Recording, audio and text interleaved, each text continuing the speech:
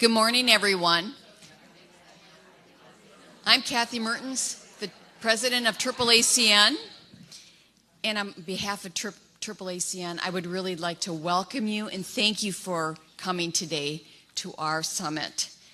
Our facilitators today are Dr. Sheila Haas, the Dean and Professor Emeritus of Loyola University Chicago, Nayhoff School of Nursing, and Dr. Beth Ann Swan, Professor at Jefferson College of Nursing, Thomas Jefferson University in Philadelphia.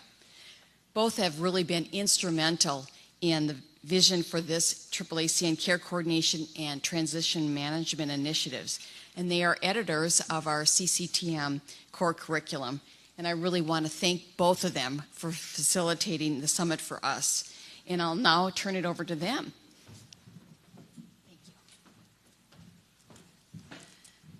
So welcome, everyone. The energy in this room is just wonderful. So we have the right team here to do the work that we've got set before us today. So what we'd like you to do is we'll go from table to table, and if you would give your name and where you work or your role at work, and we want to do this fairly quickly. I think you're going to feel like you've been in a whirlwind because we have not a lot of time and a lot of things that we want to accomplish, but we do want everybody to know who's who when you have name bands on or things on so people can then recognize your name. So if we could start at this table, if you want to stand up, your name and where you work and your role. Hi, good morning, everyone. I'm Erica Etcher. I'm Vice President for Professional Development and for Nursing at Thomas Jefferson University Hospital in Philadelphia. I'm actually Vice President for Nursing at one of our campuses called Methodist, which is a community hospital in South Philadelphia, and professional development throughout our three campuses. Thank you. Good morning, everyone. I'm Mary Decal. I am the statewide director for the California Action Coalition and a project that help impact our nursing workforce center. Good morning, everyone. My name is Alex Jones. I'm from Columbus, Ohio, and I'm here today representing our Ohio Action Coalition. I'm Bob Harper. I'm the Chief Clinical Officer for the Hospice and High Nurses Association, National Office in Pittsburgh. Good morning, Dr. O'Connell, Ambulatory Care Director of Nursing for Peds and Women at VCU Medical Center. I'm Mary Blankson. I'm the Chief Nursing Officer for Community Health Center in Middletown, Connecticut. Good morning. I am the outgoing AAACN Chief Executive Officer, and thank you so much for being here. Hi, good morning, Linda Alexander, and I'm the incoming. AAACN, and thank you all so much for being here. Good morning. I'm Linda Yoder. I'm the president of the Academy of Medical Surgical Nurses. Hello, everyone. I'm Susan Ward. I am the president of the Association of Rehabilitation Nurses. Good morning, everyone. My name is Julie Alvama, here representing Good morning, I'm Storm Morgan. I work for VA Central Office for the Department of Veterans Affairs, and I'm the lead nurse for primary care. Good morning. My name is Nancy May. I'm the Chief Nursing Officer for University of Michigan, now called Michigan Medicine. And I'm over ambulatory care. Good morning, my name is Tony Richards. I'm the nursing student at Washington National Medical Center. Good morning. I'm Vicki West. I'm from Kaiser Permanente, and I am focused on grant making around nursing and healthcare workforce development. Good morning. I'm Carla Brem. I am here representing the Emergency Nurses Association. Good morning, I'm John Lundeen. I'm Associate Professor at Stanford University in Birmingham, Alabama, and I'm here today representing the National League for Nursing. Good morning. Diane Brown from California. I'm representing Kaiser Permanente and also the Collaborative Alliance for Nursing Outcomes, which is benchmarking nurse services. Good morning. My name is Susan. I'm representing the National Association of School Nurses. I'm the supervisor for school health in Pasco County. This is it here. Yeah. And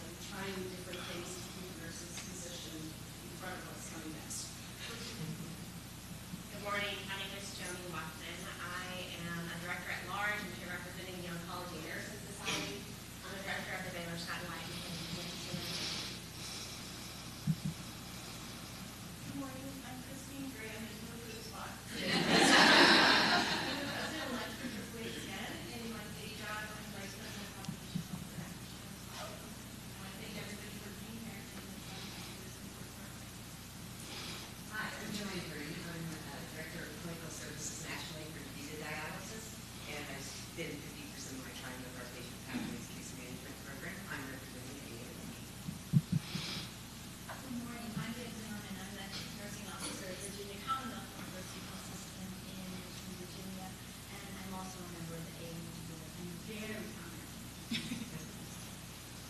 Hi, good morning, everyone. I'm Jerry Randazzo. I'm here this morning representing the AAACN board. I'm the appointed board member for Continuum of Care, and my normal day job is Vice President for Care Coordination for North Health in New York. Hi, my name is Karen Haggard. I'm the Chief Nurse and Chief Clinical Officer at Capital Network. I'm on the O'Neill Center, which is the research arm in West Maryland. And I'm Ann Jesse. I'm Senior Director of Clinical Operations for Emeral Health, and I'm located in Maryland, Virginia. I'm also here as a member of the AAACN board, and welcome everyone. I'm Kathy Mertens, AAACN president this year. I'm also assistant administrator for ambulatory nursing practice at Harborview Medical Center in Seattle.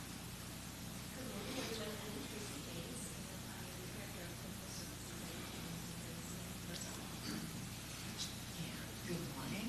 I'm Liz Greenberg, immediate past president of AAACN and associate professor of nursing in Tucson, Arizona.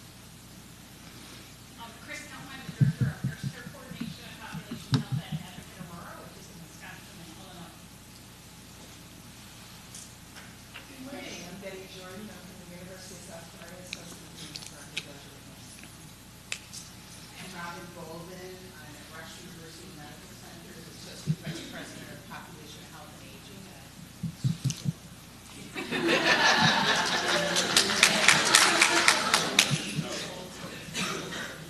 I'm Joan Stanley, and I'm the chief academic officer at the American Association of Colleges of Nursing. We're in DC, and our members are the baccalaureate and graduate schools of nursing.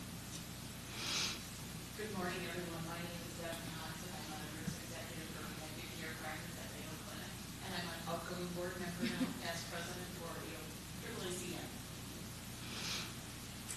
Morning, everyone. My name is Dawn Gertz. I'm Vice President of English for Nursing at the Allegheny Health Network in Pittsburgh.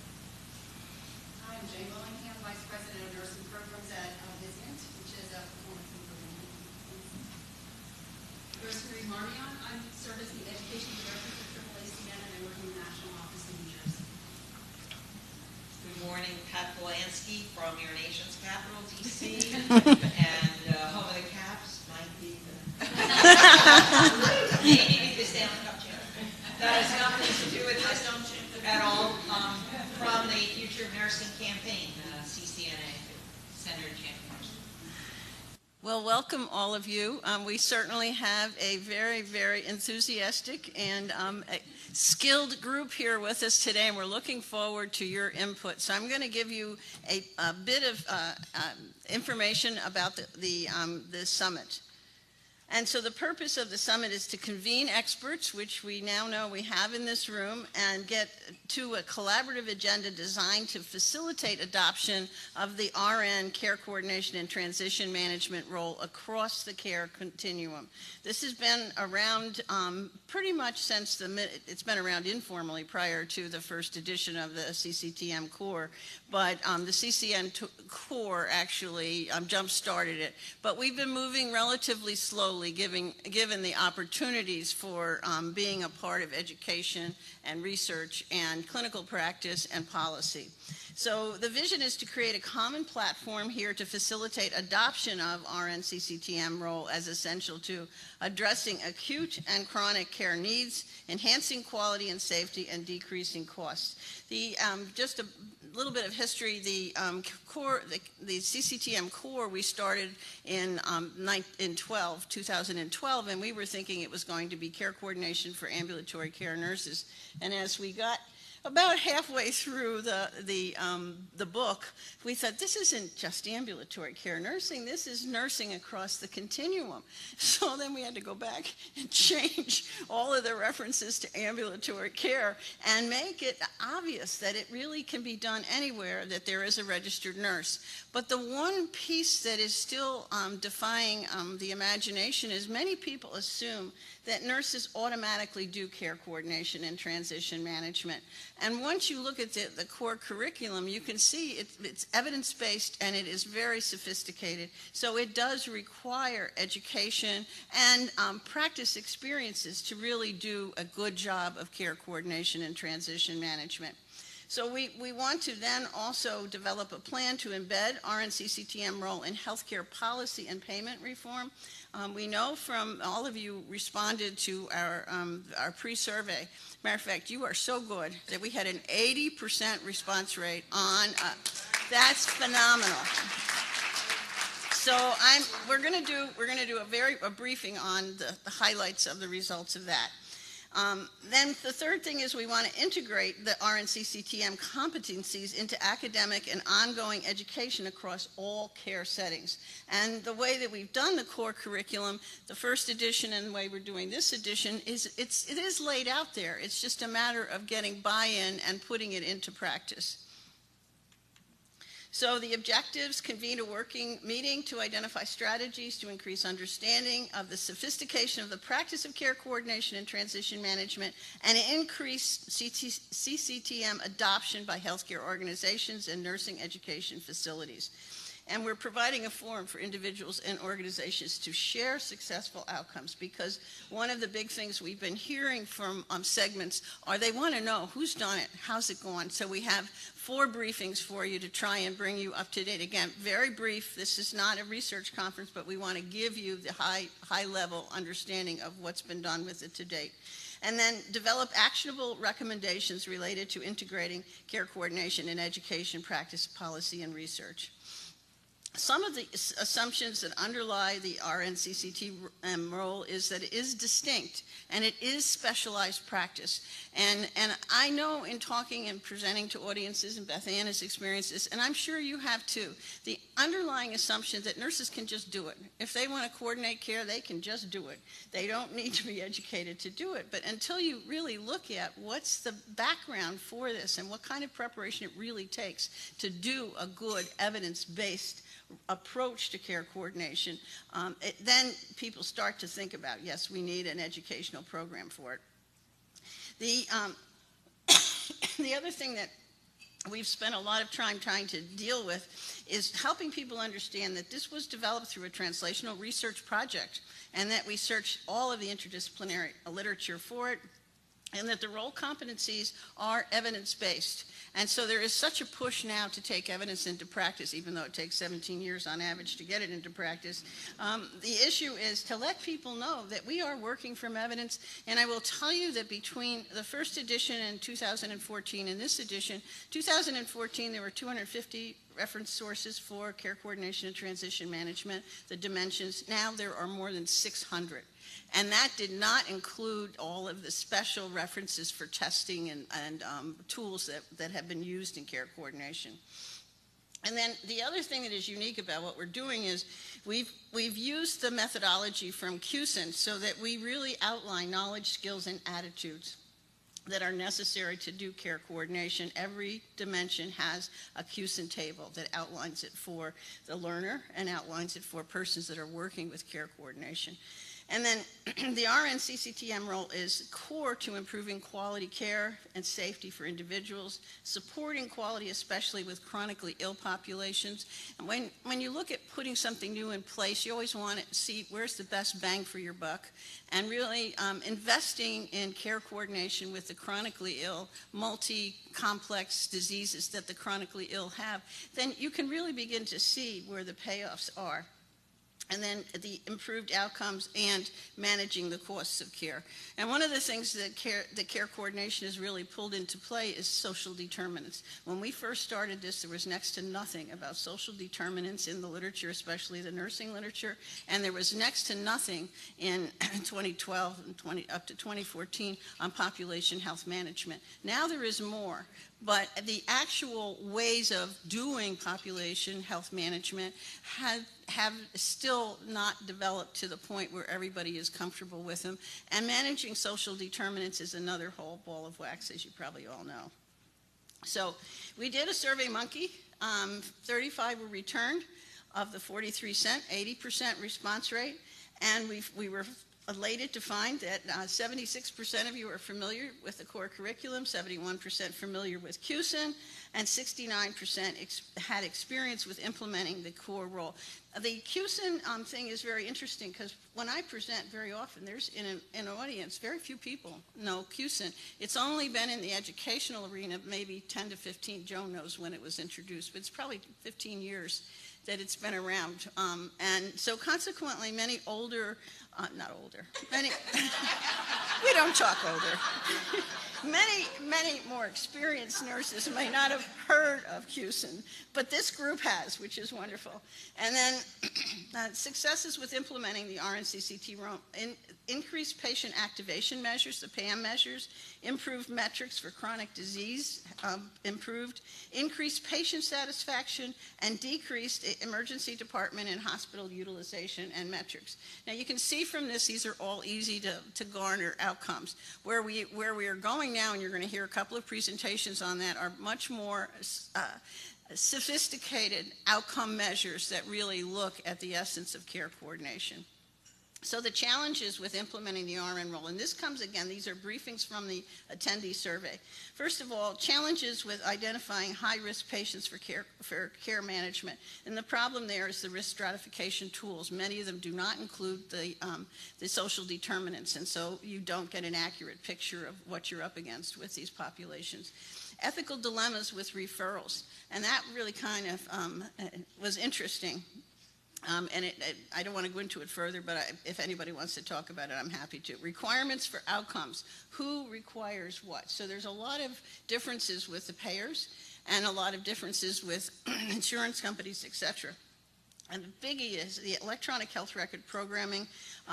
Epic care management was set up for ACO tools, and it's not population-based, and documentation is challenging. And I think if there's anything we have to do for nursing, to be able to show the value of nursing and nursing's contribution to patient outcomes, it is to get together and really push for documentation that reflects assessment and interventions and outcomes of nurses. And that requires a fair investment in terms of programming, SNOMED programming with the electronic health record. But all of this going and looking for things after the fact is inappropriate, and we really need to work on that. And then lack of IT support to fund software to improve data capture, longitudinal plan of care, and outcomes. So IT is a big issue. Challenges with implementing the role, tepid support for integration across the continuum, the vision of across the continuum, because we still live in silos, is a problem. And workflow development. The workflow development thing is an issue with IT developments, an issue across the spectrum in terms of getting all the people in the different silos to understand actually what each group is doing. How to work together as a team, our role definition within the team, and we'll have a little bit of that with Fran Velazquez's presentation today. Cost of implementation of the care coordination model, justifying hiring and finding staff that are appropriately prepared, are ready to do it. And nurses are not educated for the CCTM role, so they must train from the ground up in a clinical setting, which there is an expense attached to that. And that is a big piece. Then the barriers. Lack of ability to directly measure the impact of our RNCCTM interventions on outcomes, and that you're going to hear, again, a presentation today with the work that's being done with CalNOC.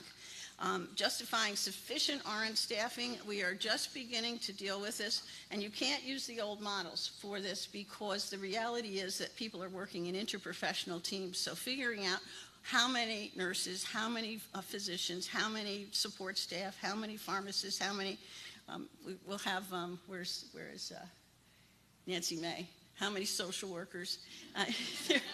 There is a lot of debate out there. We really have to figure out, what's the best mix for different patient populations. And then team preference for prior roles such as the navigator to fix broken care and work on processes. And so here we're referring to particularly the oncology nurse navigator role, which is subsumed under care coordination. It's a much narrower role than care coordination, but people that have been doing nurse navigation want to keep doing nurse navigation. And so there is some pushback in that area. Then the issues of team coordination, the lack of IT interoperability across the continuum, and I don't see a whole lot of movement in this area. Moving from process to outcome measures. The reality is you can't really look at outcome measures without process measures, and if you talk to Norma Lang, you have to have as a piece of the process the assessment measures also. So that all has to be programmed into the electronic record. And then moving the EHR software that locks documentation in text-based fields. This is going away to some extent, but we just had an epic implementation. I work at Northwestern as a research consultant, and I'm telling you, the meetings that I had with the Project One team and their interpretation of what should be documented versus my interpretation was a lot different. And so we really have to be forceful in what we say and what we think through to be able to get data out to demonstrate nurses' contribution. And then physicians are not aligned with CCTM processes, so that means a lot of negotiation. And this is interesting. Fear of CCTM taking my patients by home health and SNFs, which that was a surprise to me. So barriers to RNs practicing in CCTM to become certified in CCTM. Competing pressure. If CCTM is not in the job description, then in fact the organization, if it is in the job description, the organization must pay for certification in a union shop. But even with organizations, CC dollars per nurse, nurses choose not to pay for any additional costs. And that is a common piece. We now give $1,000 to every nurse at Northwestern, but the nurse chooses how to use those CE dollars. Time, priority, and future applicability to other career opportunities. We need to do more with working with nurses with their career trajectory so they can think proactively about where they want to be 5 years from now. And then the AZM, not part of the ANCC certification, that came across in the survey. Inability to demonstrate that RN certified have better outcomes, and that is a huge issue. ANCC is continuing to work on that. Part of the problem is that certification has never had a data definition that you could use to be able to look at it from a research perspective. And then lack of awareness, no perceived value or recognition. And therein we do need to do some work, and has to be included in job responsibilities, and funding is a key factor. So we're going to now present, and this is going to be very rapid fire. We're going to look at 4 exemplars of CCTM implementation successes and evaluation of the impact. And so we're going to start with Mary Beth Edgar, and we're going to switch Fran Velasquez and Kathy Mertens. And so Kathy will be the second one, and then Fran will be the third one. And then Diane Brown is presenting. Unfortunately, Rachel Stark could not be here, and they have really led the charge on actually dimensions linked to outcome measures for CCTM. So do you want Mary Beth? I'm next. You're going to do it? Yeah. I'm next. Oh, sorry.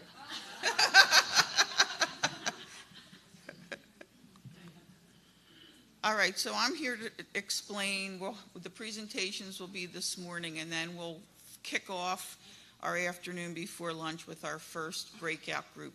But before I get to that, I too want to add my welcome and my thank you for all of you for taking your Saturday in May and bringing all your thought leadership and offering that to AAACN.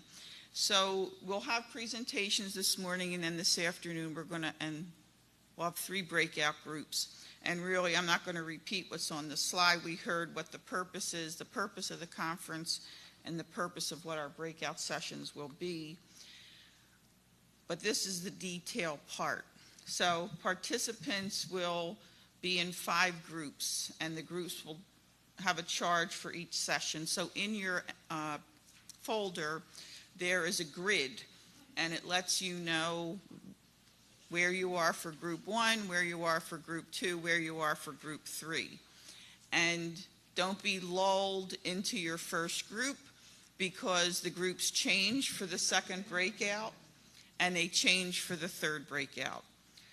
The good news is the locations for all of them are right around here, and there's lots of people to help direct if you're not quite sure where you're going. We have a facilitator for each group, and that's also listed. Ann Jesse will be Group A, Deb Cox Group B.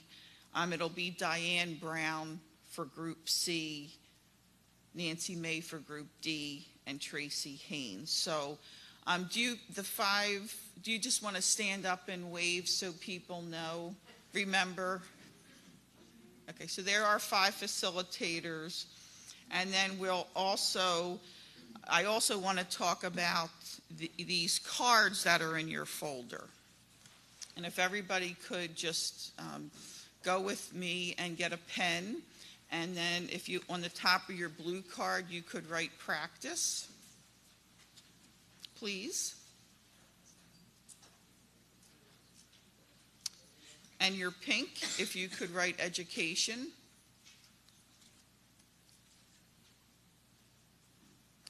And green will be research.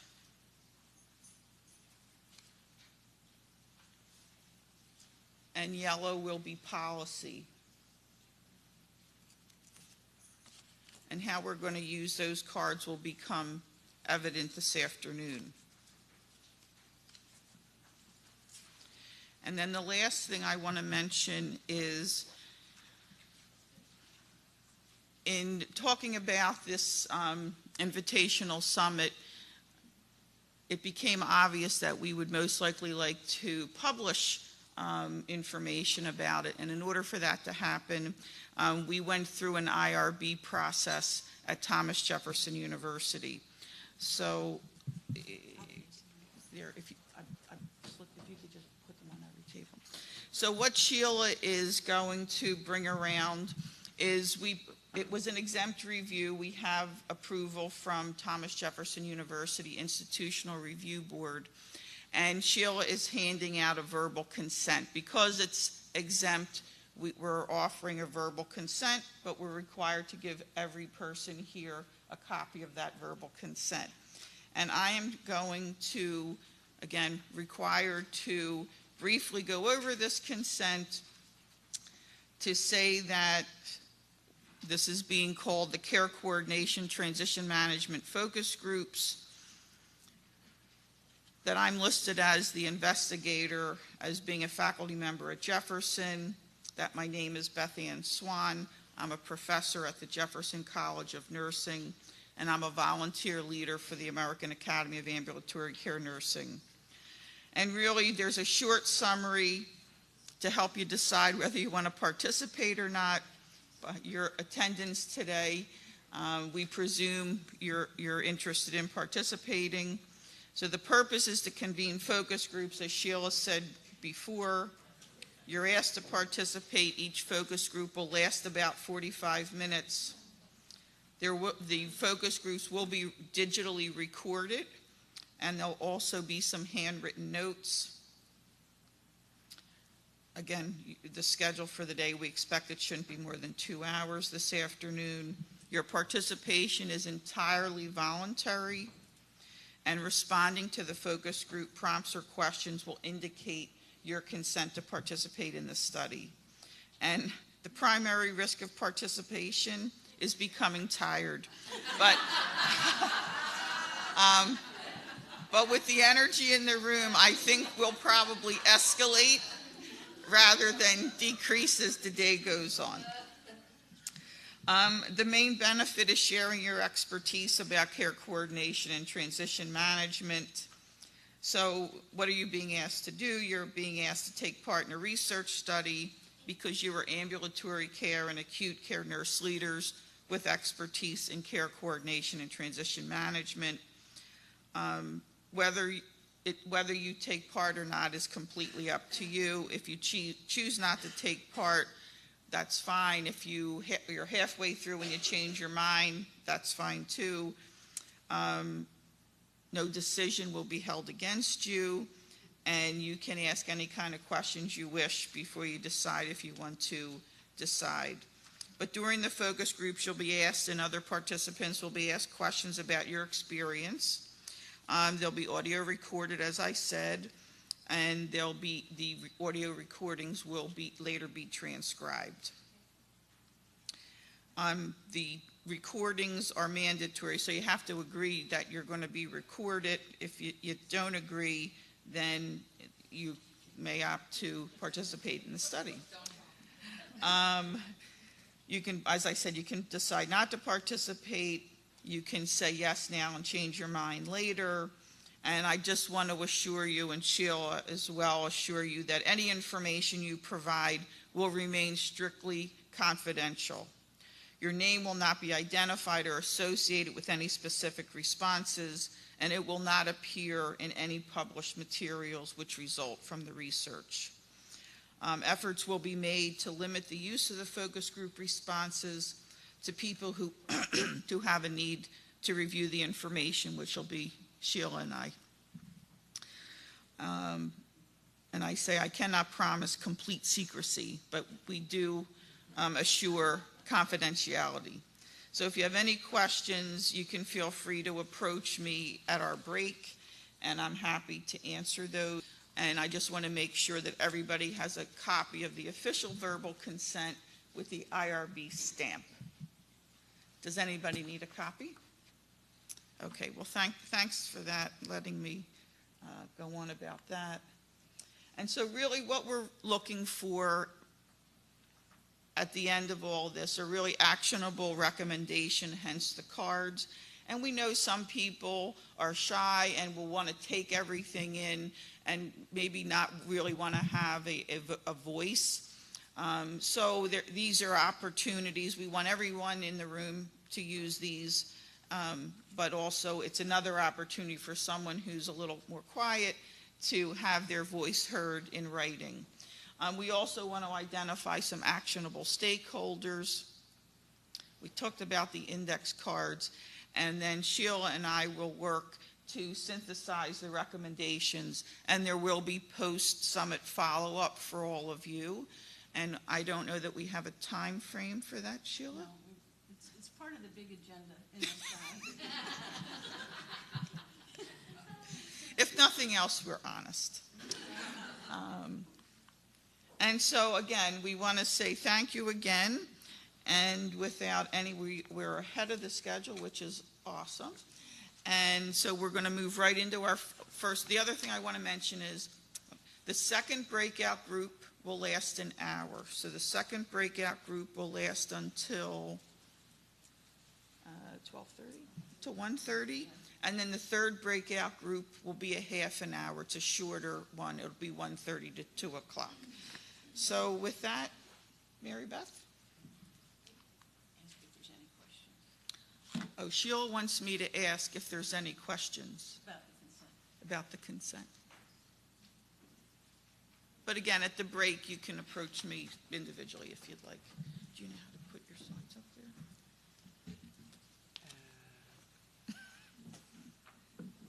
Let's see.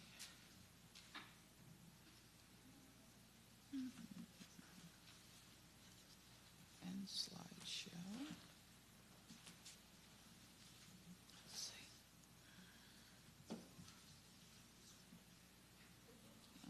Let's see, PowerPoint. Which one are you? NSI, this one? Yeah, that's me. That's you? Okay.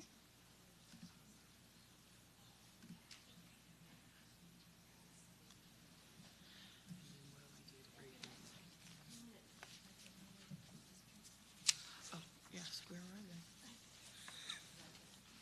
I was asked to let people know that the restrooms are, if you go out this back opening to the left, Tracy? To the left. Good to go? No, you can use this, and then here. And I'm just here to say I'm happy to have my colleague here, Mary Beth Edger, soon to be Dr. Mary Beth Edger, anytime now. Thank you. So, good morning. It's a pleasure to be here. Again, I'm Mary Beth Edger, and Dr. Swan, who's also from Jefferson, she and our Chief Nursing Officer, Dr. Marianne McGinley, came up with a recommendation to actually put a program in place that would try to, that would help us improve our nurse communication HCAP scores. So as a result of that, all the vice presidents agreed to do this, and it was really to bring the CCTM program to the inpatient side, which, you know, Dr. Haas it is, yes, one of the editors of the core curriculum. You had mentioned that this is for all nurses, so it really, really is. And what became of it was my DNP project. So, thank you. So we've been working on this for quite a few years, but it's almost finished. I have to write 2 more chapters and that's it. But anyway, I'd like to start by telling you what my title was, and it was really a program evaluation for what we call the Communication Catalyst Program in an acute care setting. And that Communication Catalyst Program was really the CCTM education that we gave to our nurses. All right. So just some acknowledgments, and as Dr. Haas had said, that it is very expensive, and we did have a generous donation from one of our foundation donors, the Conley Foundation, as well as our president, Rich Webster, also supported the initiative and helped us pay for the program. And special thanks again to Dr. McGinley and Dr. Swan and the other 2 editors of the core curriculum, Dr. Haynes, and I think you're here right here, and Dr. Haas. So we thank you for that. So just a little bit about Thomas Jefferson University Hospitals. This year we're ranked 16th best hospital by U.S. News and World Report. And we are among the top 10 in several of our specialties and other nationally ranked specialties that we also have quite a few specialties there. So Jefferson continues to grow probably by the month, the week. We now have 14 hospitals as part of our system with over 7,400 nurses. So for purposes of this presentation, I'm really going to be speaking about 3 of the hospitals, and they are the original Thomas Jefferson University Hospitals, Inc., Incorporated.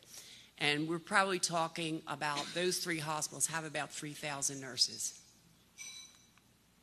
So again, we identified a problem. We looked at our HCAP scores and specifically nurse communication scores, and we knew that we had to do better.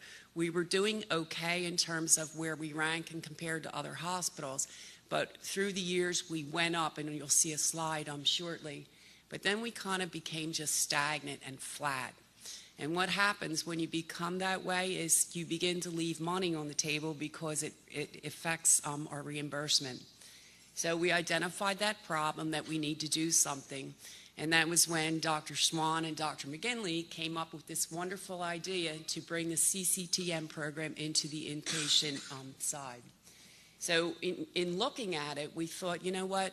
Our nurses really don't have any formal training in terms of communication, so we thought this may be a good way to introduce this and work with the nurses. And certainly, again, with the impact, the financial impact. So what do we know about effective communication? Well, we know that it really helps to improve our relationships with the nurse and the patient. And we also know that it has an impact on the quality outcomes with our patients. It also, and I think Dr. Haas, you mentioned this, that it impacts our patient experience and also nurse satisfaction. And also when we do this, if we have effective communication and we have that strong relationship with our patient and that building of trust, it also impacts our readmissions because they begin to understand and listen to you and know more about what you're trying to teach them in the hospital to make that transition to either home or back to the community. So why do we focus on nurse communication? Well, we know that it has a major impact. It's a heavily weighted HCAPS domain, and it has an impact on the other domains of care. This is for the inpatient side. So if we do well in nurse communications, chances are we're going to do well in our other domains, such as our responsiveness to hospital staff, or communication about medication, and our overall HCAP scores. So this has been our trend at Jefferson in our nurse communication scores. And I just wanted to point out that when we talk about nurse communication for HCAPs, It's really 3 questions that roll up to the composite score. And the 3 questions you can see there are: how often do the nurses treat me with respect and courtesy? How often did the nurses listen carefully to me? And did the nurses explain to me in a way that I understood, which is extremely important. So as you can see, through the years, we were going up and we were really moving. And if any of you are on the acute care side, you kind of know what it takes to move the HCAP scores, right? I see some heads nodding. It's difficult. So as we reached 2013 and 2014, we really started to become flat. And that's kind of where we looked. And, you know, as we started fiscal 2015, this is when we thought, what can we do that's different? And we had done all the things that people suggest: doing bedside shift report, involving the patients, doing the Studer M in the box so they understand their medications better. But we just reached that plateau and we really weren't moving. So this is where our program came in. And I guess what I want to say is these are really, when I talk about the results or the outcomes, they're not the full results yet. They're preliminary. We really don't have a full data analysis. That's in the process of happening right now. So our sample size, we used 25 non-specialty areas that were across the 3 hospitals: Center City Hospital, Jefferson Hospital for Neuroscience, and our community hospital, Methodist in South Philadelphia. We actually looked at the units where the scores were either not meeting targets or, you know, really way down there. So we started with those nurses first.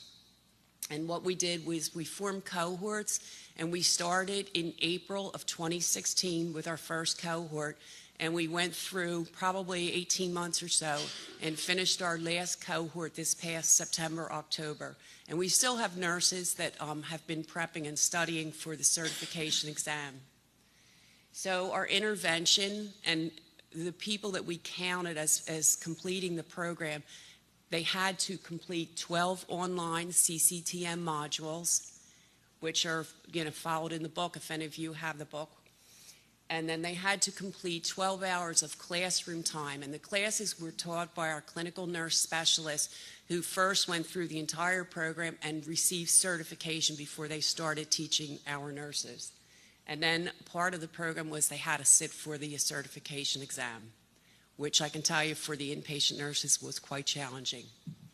So what we measured, or what we're measuring in the process of doing, I am looking at nurse communication HCAP scores, 4 quarters pre-intervention and 4 quarters post-intervention. And the intervention, again, is the CCTM educational course. And I'm also looking at nurse satisfaction. I did a survey with the nurses who completed the 12 online modules and the 12 classrooms and sat for certification. And I did this in the beginning of February, and it lasted about a month. And I had a pretty good return rate. It was about 36%, which I was happy to have.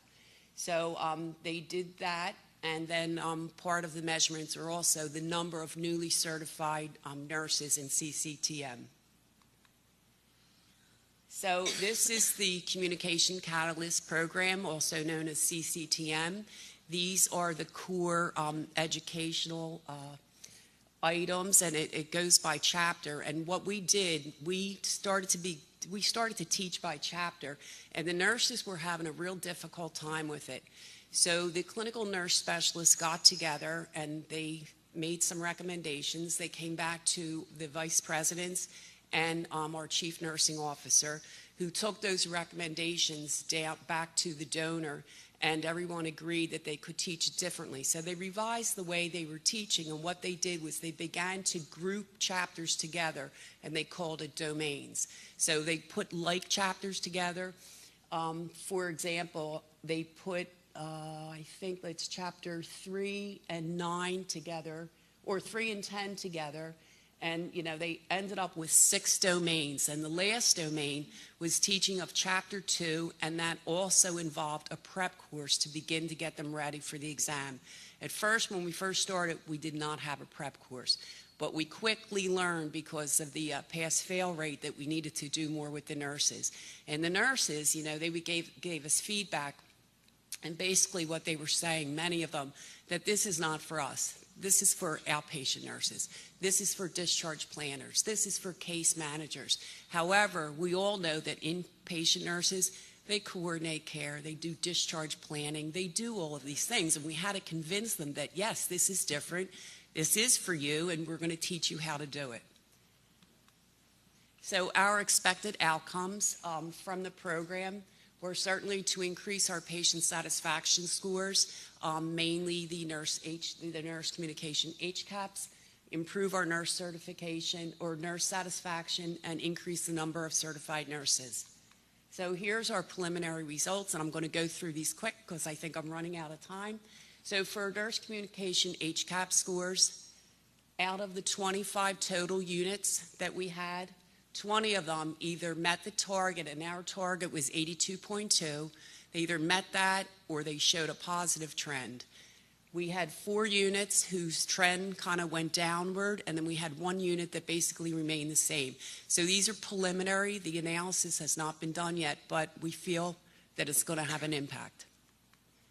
The nurse satisfaction survey, we used a 4-point Likert scale. There were 12 questions that referred to each chapter to see how satisfied the nurses were. And the results so far are looking like an average of 2.7, which falls between disagree and agree. And the 4-point Likert scale was 1 was strongly disagrees, up to 4 being strongly agrees. So we kind of fell in the middle. And as I said, we're still in the process of looking at this. We had some open-ended questions, and the qualitative content analysis is in process right now. And we found with some of those answers that nurses were challenged. They just felt like, you know, this wasn't for us. Professional certifications, out of 365 eligible nurses, we had a total of 227 that passed, and some, they actually had 2 chances to take it. And then we had 30, well, I can't even see, let me see, it's 30-some% that did not pass. They found it very challenging. And I have to say that during this whole process, you mentioned EPIC. We went through EPIC. We actually implemented it. We implemented EPIC. We put a new staffing and scheduling system in place, a new time and attendance in place. We were prepping for Joint Commission, and it was an educational session. We were also prepping for a magnet visit. So through all this, we had positive trends, and I'm hoping that thank you. I'm hoping that our data analysis will show the same thing, which I'm pretty sure it will. So I thank you, and I thank you for inviting me here and sharing these results. And I really believe, as I was telling Beth Ann this morning, I was talking to a colleague yesterday at one of the sessions, and I really believe it's our job to bridge the gap between the inpatient and the ambulatory. So thank you.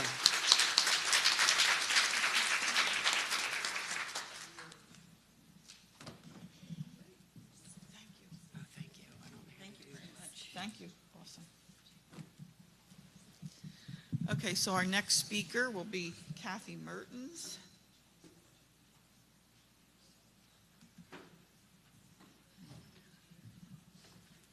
Now, I was able to get the last one up. Do you know? Okay. I think, can we just, X out of it?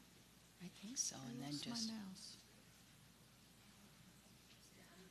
you know, where is our, Coming up, you want me to get some? yeah, we Did can't, we lost the, did we lost the mouse here, right? mouse?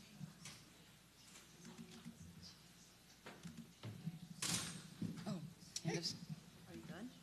Oh. Yes. Is this you, Kathy? No. We need to go into PowerPoint. we need to get mine up now. And then Okay. you're- Okay. We just kept hitting it, okay. Let's close these out. You're over here. Good, good, thank you. And I will. You have the clicker there. Are you good with Yeah. the clicker? Oh, yeah, I think so. You're just going to hit the right side to Yep, advance it. good, thank you. Oh, yeah, I'm not, yeah. Okay, good. Okay. Yep, I got Do it. you have any Yes, no, So thank you. My slide should really be reality show, Harbor View, or something like that. I think it's so interesting. I'm at a public hospital. I'm going to give you some of the context and really talk about how we implemented CCTM in the outpatient arena, both at the hospital and kind of the context as part of the system. I'm at a level 1 trauma academic medical center in the Safety Net Hospital that is owned by the county. We're governed by a county appointed board, and we're managed by the UW Medicine, University of Washington Medicine system. So we have both local board as well as a system board. The Harbor View itself has 413 beds, and there's about 320,000 outpatient visits a year. There's 7 primary care clinics. Some are on the campus and some are off-site. And then we have about 50 plus specialty services, including community-based programs, really for the homeless, those with a mental illness are probably the 2 primary, and substance use disorder. So how this journey started really was our looking at high-risk care management, and it started with development of a accountable care network with Boeing in 2014 as the system. And that's where I really finally got enough will among the organization to really implement some care managers in the outpatient side. We were working on medical home, but with that contract, there was a lot of interest. Although we don't have as many commercial payer patients in our primary care. There are a lot in specialty, of course, but our primary care is predominantly Medicaid, Medicare, and a little bit of commercial. But it did provide that impetus to start growing the program. And then the following year, the public employees, the state public employees, we had developed a contract with them. And then it just has been expanding. What you should note, though, especially we have a lot of value-based contracts. We had a Harbor View. Some of these contracts are with the system, but Harbor View also has had a contract with one of our 5 Medicaid organizations in the state, locally, and then we also have many grants that come and go. So it's grant for office-based opioid treatment. We have RN care managers doing that.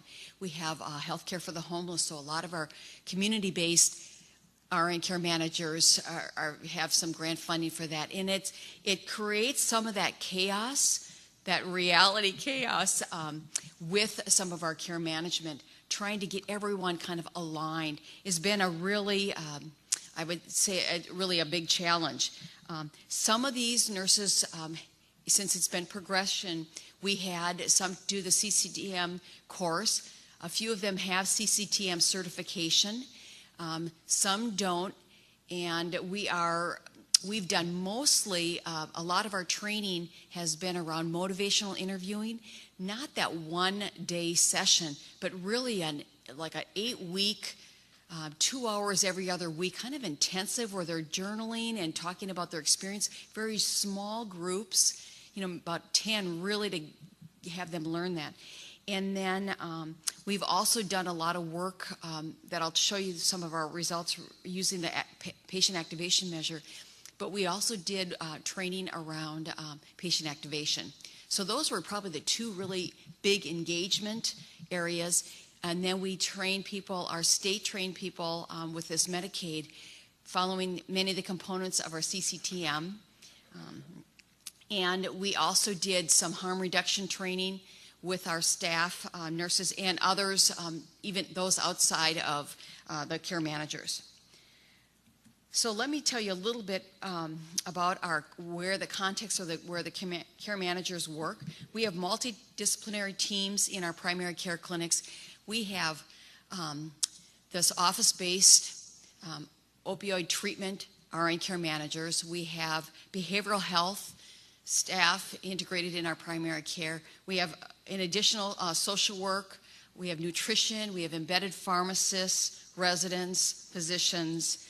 So it is very, very multidisciplinary.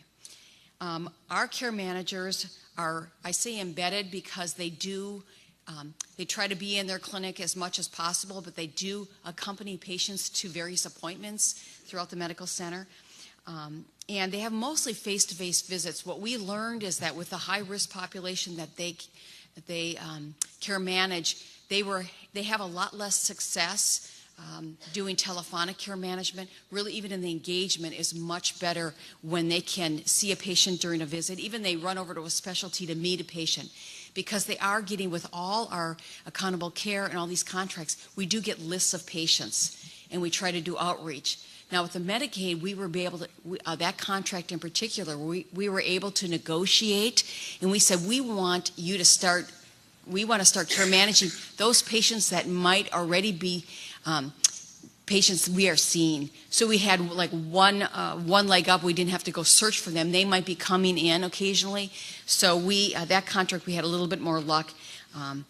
And then we are also have had a little bit more success because they're coming in. This bottom grid, you can't, the little green bar shows what our engagement has been in that group. And over time, we've gotten better and better. When we first started, the commercial patients are much easier to reach by phone. They're a lot healthier for the most part than our Medicaid. So we've had to really learn. And I'll tell you, it's been chaotic for our care managers to kind of switch off. In addition, our EHR, it really was built when we had our first ACO contract. It was built for that contract. You know, we used a registry tool embedded in it. It charted. You could chart along the way. It was great. Well, then we got the second contract. Well, the outcomes were not quite the same, and they had to have some workarounds. Well, by the time we are where we are now, the nurses have to go into the MCO, the Medicaid insurer, enter some things in their system through a secure database. In our own system, it is very chaotic. So we are learning a lot as we go along. But patient engagement is really one of our big focuses. We had a PAM, patient activation measure pilot. We've been using the patient activation measure probably since about 2016 July. Oh, here it is. And what we did is we trained our RN care managers to do this throughout the system, those that were care managing. And in our EHR, you have to click through to get to the proprietary Insignia site to walk through the PAM tool. What is great about it is that it also prompts, depending on where the patient is, it prompts the co-chief for activation. So there's some capacity building among our care managers when they utilize the tool. But then we have to take the score and put it into our EHR. And this is our big, as the system in the ACO, we use the PAM 10. When we went to our Medicaid organization, I was so excited because they were using the PAM. I said, it's great. Well, there's a PAM 13. You know, this is, okay, it's crazy making, as you know. So anyway, in our pilot, we had 292 patients were enrolled. And it was really, we did a baseline. Within the first month, we would try to do that PAM tool. And then a second one, 3 to 12 months after baseline. So what we found is that over time, and if you're not familiar with the PAM, it really scores 4 levels of activation. Number 1 is the lowest level. All the way up to the level 4 is the most highly activated. Those are the ones that are really doing well. The red here is the baseline, and then the final PAM is in green. So you can see as we went along, more than half the participants had 3 or more comorbidities, but they had increased activation until the final. There was a little bit variability. We said, well, maybe that was we surmised that, you know, once you're really activated, you could have a little setback depending on maybe when you have 3 or more chronic conditions, something could happen that could cause that. So we were excited that we had seen an increase in activation because it is one of those intermediary elements. We also saw improvements in our disease monitoring. Actually, patients who had updated readings in our EHR for diabetes, hypertension, depression, and obesity among those patients in the pilot. And then we also saw, this is the percent uncontrolled, and as patients we saw were more activated, we had fewer that were uncontrolled. They in fact became more controlled with this activation. So that was really exciting for us to be able to see some of this, and we are actually expanding now this pilot. We are trying to get more in our EHR, and we're working on that more and more, but we are trying to expand to other people. In fact, even among our team, we're trying to encourage other disciplines potentially to use the PAM tool along with other tools, but this is one of those standardized assessment tools that we think is so important to use. So that's my quick. Yeah, I am. Mine was going to be a quick. It sounded so smooth. I wish I could have, showed the reality was. It's still so much chaos, but I could have, maybe done an interpretive dance up here or something. Thank you. You're welcome. Okay, so we are here. It's 9:33. So we're going to have our break. And why don't we say we come back at 10:50? 9:50. 9:50? All right, 15 minutes, and we'll see you all about 9:50. Yeah, okay. Get my passengers. I am. You okay? Yeah, no, I got it. Allergy or cold?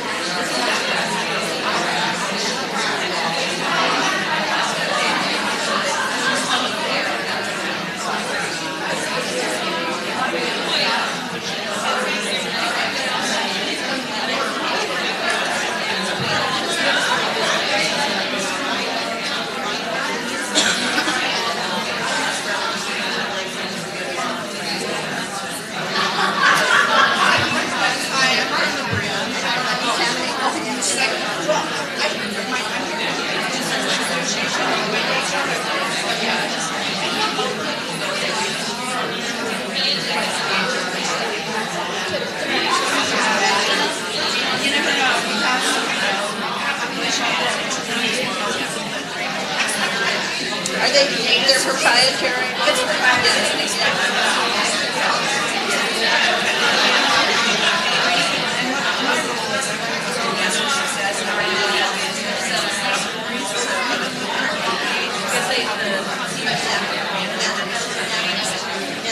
Well, the reason I asked that is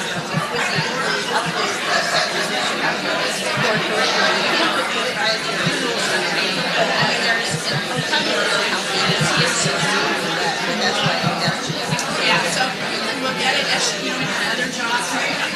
well, actually, with my research at I was a researcher at Northwestern. I've had several meetings on projects and things like that. Emergency nurses. Yeah, Sarah Feinstein. She just had an article published on ultrasound writing.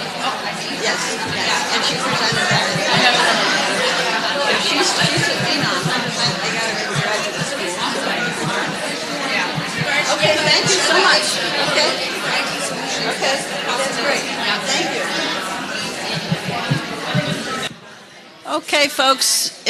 Pardon me? Yes. Thank you. This is my daughter's an architect. Her philosophy is, you know, she has to dress to go out on events and stuff. So she dresses like that. And so she buys me bags too. So. Okay, folks, if we can head back to your seats so we can continue.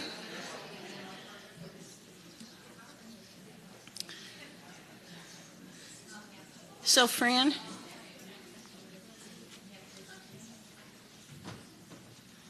Do you want to introduce Fran? Okay. So our next presenter, as you're getting back to your seats, is Dr. Fran Velasquez.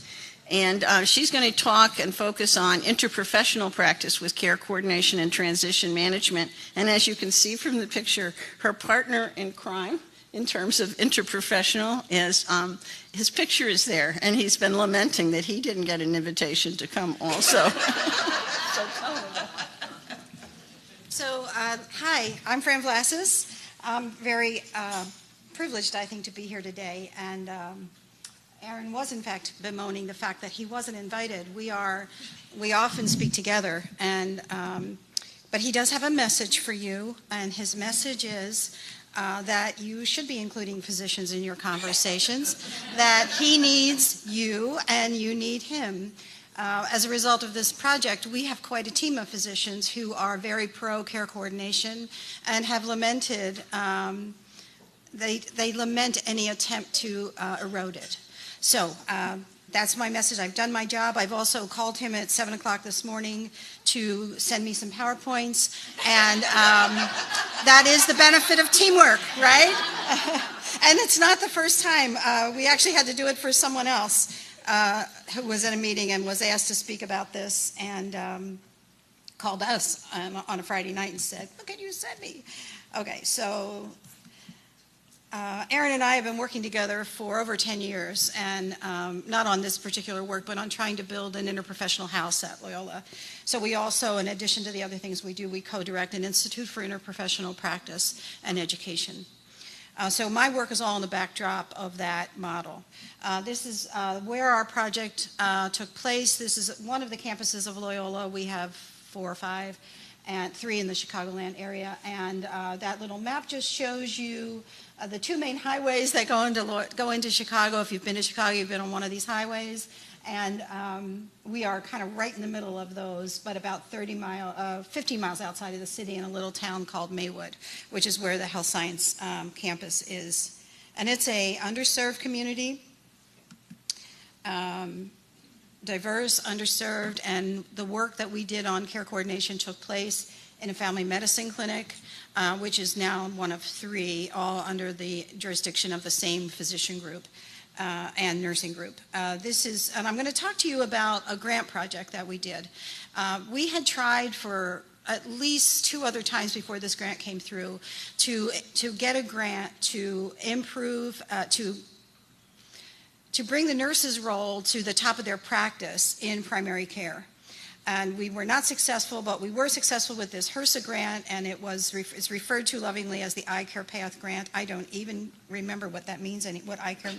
Let me see if I wrote it down too. But the goal of the grant was to create a patient-centered, nurse-led interprofessional model of care at a family medicine clinic and a school-based health center, and include interprofessional education and practice experiences for interprofessional students. I'm not going to talk about all that today. I'm going to talk about the evolution of the nursing role and the ramifications of that and some of the struggles we had. But I did want to show you this picture because this picture really is our community perspective on what we did in this grant. And we did align with a school-based health center so that is also in the same geographic area. So just know that our model was very inclusive and really crossed the continuum of care. But I am going to talk to you specifically about the work that we did in care coordination.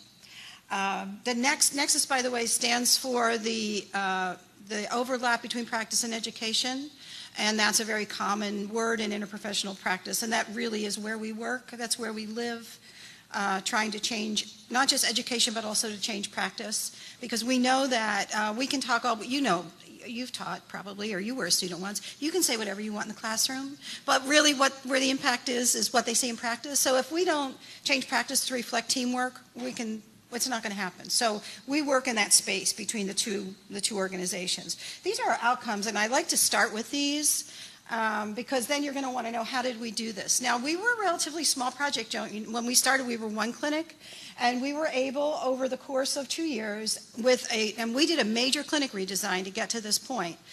So the first 7 months of the project was redesign.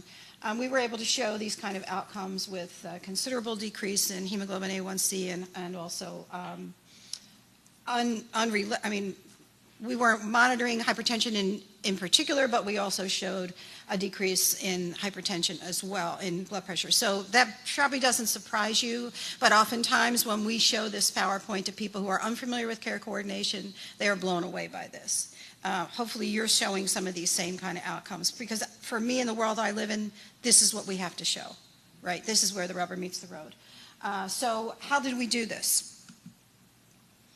One of the biggest ways that we did this, besides getting money so that we could actually build out a team, was we turned this project over to the team. And the team included doctors, nurses, social workers, and that's our friend Betty Tucker, and patients.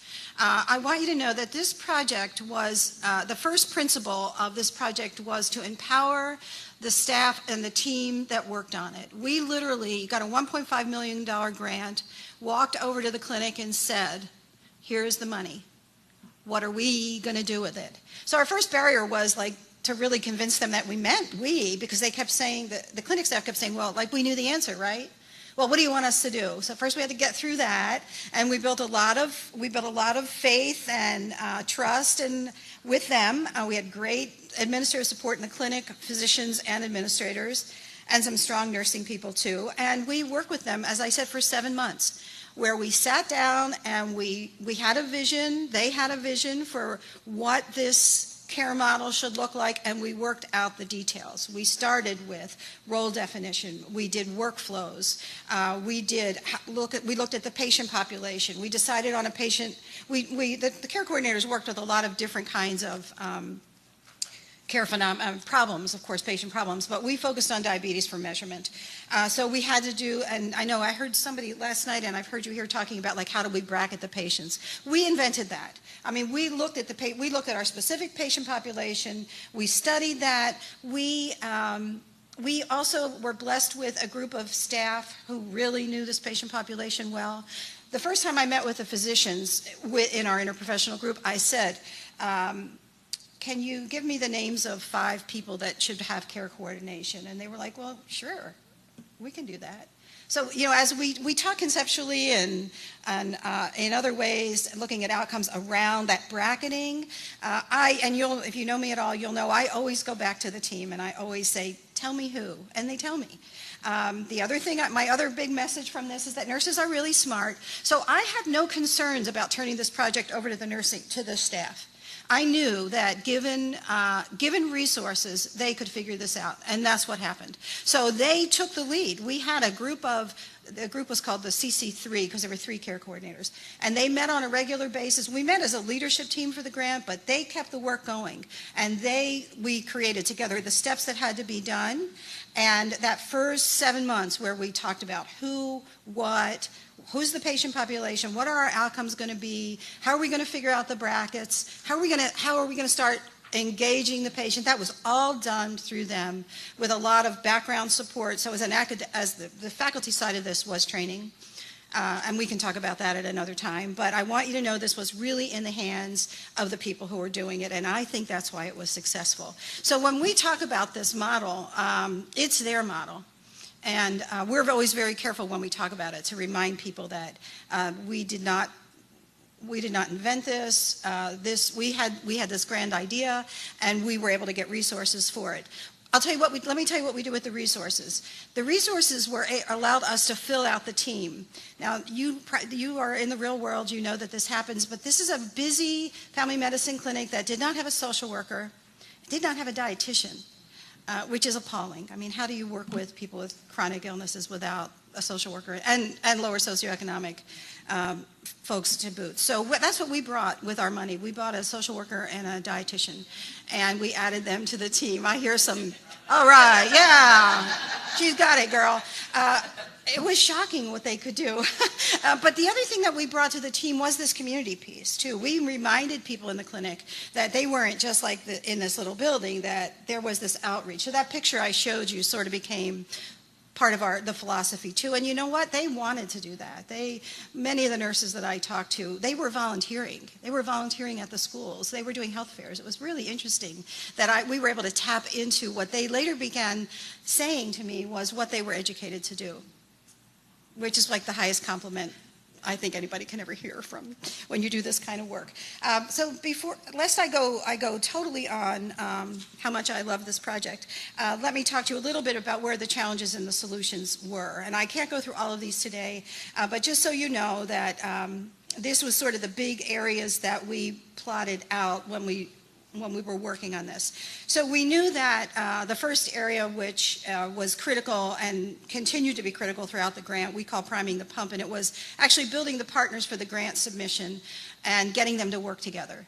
So the partners were, for the first time in the history of Loyola, practice and education working together.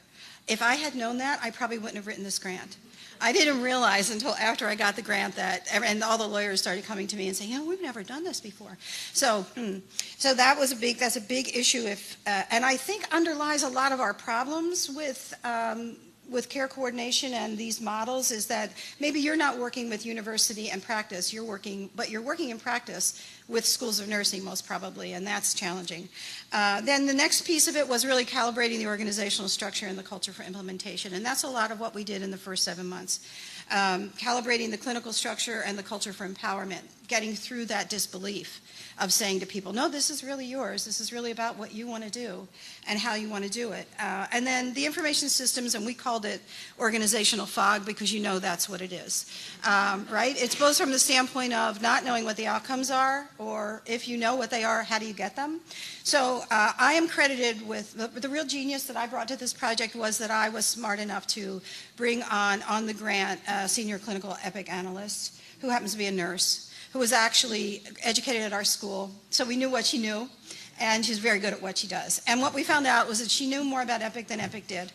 And so and she was inpatient, which was interesting. So she would be on our team. We would present her with some problem that had to be solved, and she would figure out how to solve it.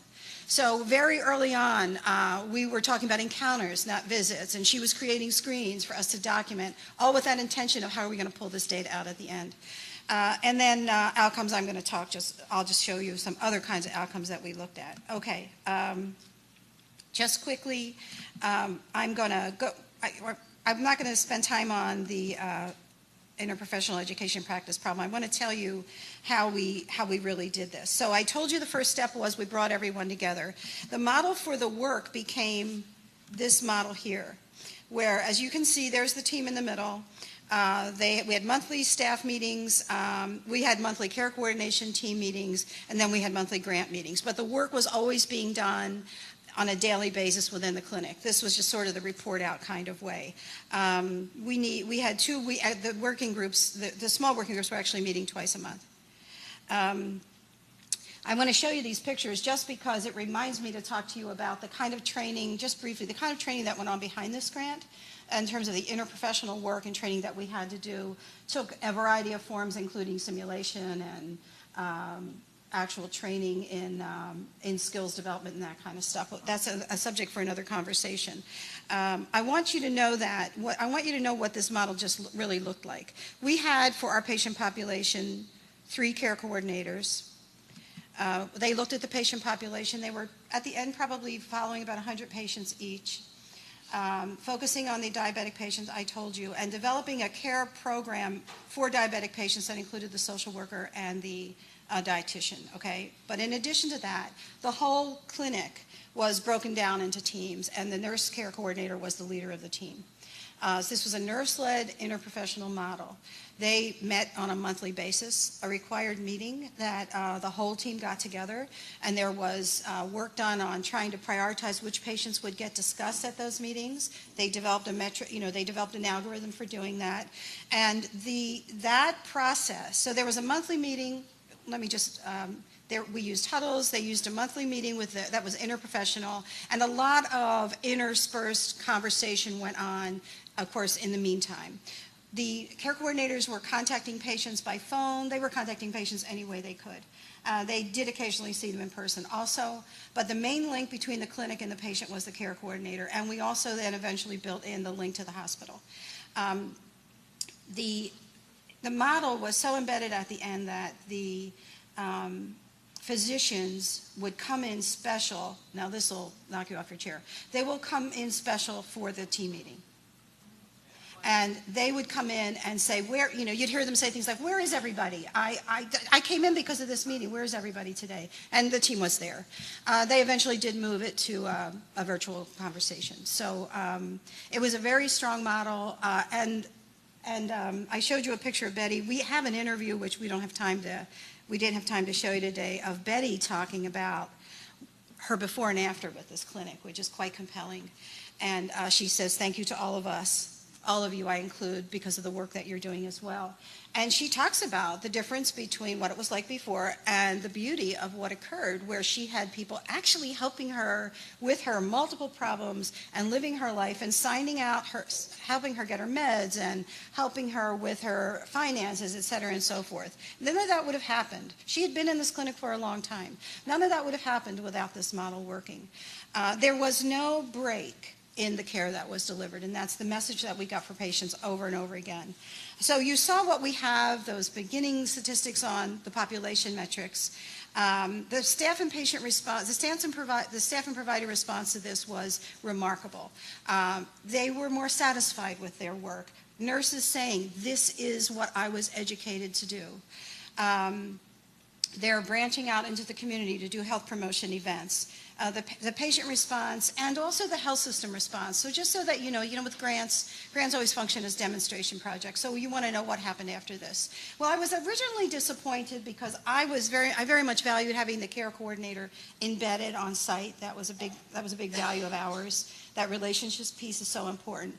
But the hospital, they watched our project very closely. They wanted to see what our outcomes were. Our staff nurses, who were the care coordinators, became the representative on other committees in the hospital who were looking at what do we do with ambulatory care. They grew so much through this process because we empowered them. What the hospital did, what the health system did, which I was originally upset about, was they created a department. They have care coordinators now in their population health department. So A, they have a department of population health. And B, they have care coordinators in that department. So that's kind of interesting. And then what they did, and this is why we're friends again, was they took those care coordinators and they put them back in the clinic.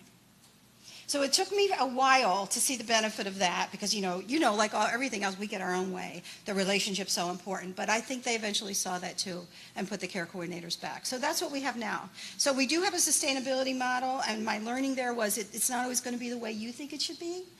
We have to be flexible too. But I think they took the elements of this project and have built it out in a more sustainable way. Just last week, we were asked did we have any additional data because they're presenting their model at the health system level for further dissemination. So that's all I have time to talk about today. Thank you for, they're flashing red things at me over here, so they're not subtle at all. Thank you.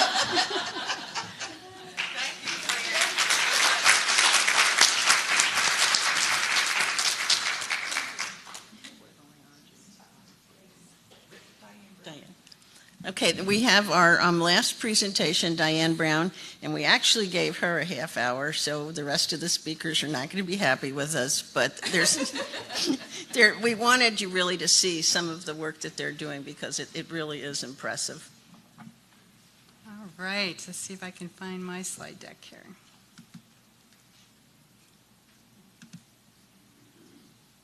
There it is. Well, Rachel Start and I were doing this together, and Rachel wasn't able to be with us today, and so I just want you to know she's here in spirit, and those of you from AAACN know Rachel very well. Her enthusiasm would bubble completely over this stage. So this exemplar is a little bit different, and this is more about a journey, and it's a journey to be able to measure what we're doing and how to articulate the value of ambulatory care nursing, and how do we look at measuring this so that we can have the evidence we need to take to the C-suite that says, I need a higher dose of the nurse, or our outcomes aren't what we want from ambulatory care and we need to change something in the structure or the process of our care delivery systems. So I'm going to describe a journey and how a number of us have been working on that. And I think in the articles that you got to read in advance for today, you looked at how to articulate the value with all of this. And there's a couple of quotes in there from our famous authors that we pulled out that we really need to develop the measurement and the metrics to be able to look at the impact, to be able to articulate the impact. We're all working towards a triple aim in this industry from wherever we sit. And we need data to do that. And we're in a world now where we can leverage big data.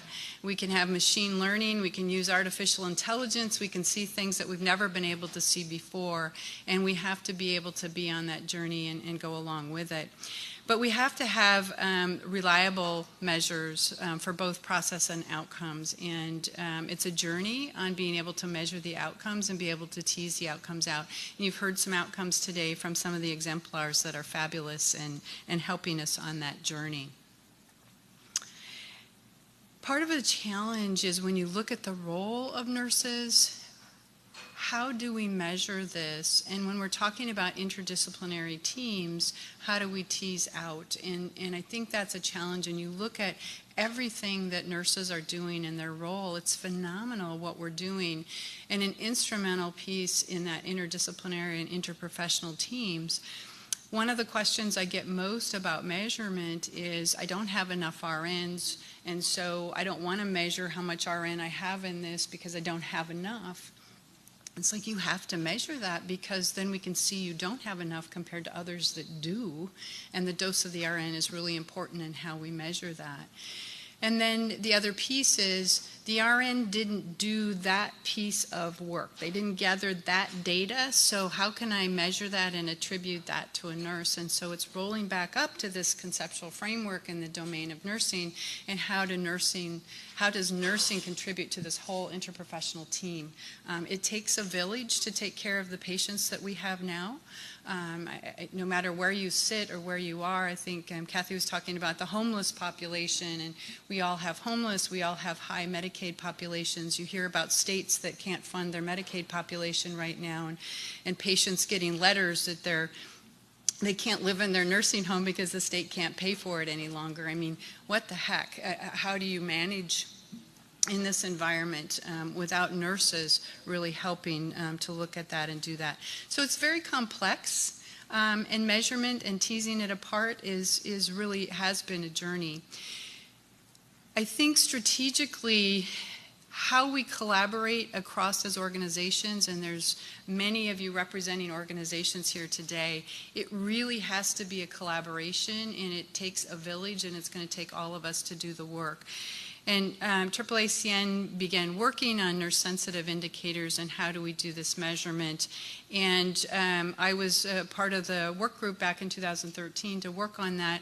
I had been working, and still do, 22, 23 years later, working with the Collaborative Alliance for Nursing Outcomes, which was one of the first AAA grants. There were 6 grants way back in 1996 in response to the nursing report card. And some of you may remember that. We've been working on measurement development for nursing to be able to articulate that value in the acute care setting for 20-some years. And so had that measurement background and experience and thought we can apply those learnings, and it doesn't have to take as long in ambulatory because we've already learned a lot of this stuff. So how do we move it along faster? So we formally went into a collaboration with CalNOC and AAACN, and it's been a wonderful journey. Rachel and I have a team of us that have been working on this, and we all consider ourselves family, but you can see us there. It's really taken a village in a number of perspectives, and so Drs. Airnow and Matlock working with us, Valerie Gatewood, and recently we've added Dr. Soban to the team as well. So the journey, you can't read all of this, but way back in 1996, the AAA grants to begin looking at nurse sensitive measurement because the world is asking for measures, but we all measure apples, oranges, and pears. And it's hard as an industry to compare pears and apples with bananas. And so we wanted to be able to develop indicators from a nursing perspective before somebody else did it for us and imposed it on us. And so the journey began. The National Quality Forum in 2004 published some nurse-sensitive measures for the inpatient acute setting. I was very privileged to be part of the team that put that together, but was really an eye-opener in terms of the value of research to support that these are valid and reliable measures. And we all have to get that research for ambulatory as well, very important. But in 2013, the AAACN committee started to work for nurse-sensitive indicators, an important milestone to bring us all together. In 2015, we said, let's collaborate and let's do it. Let's do this together.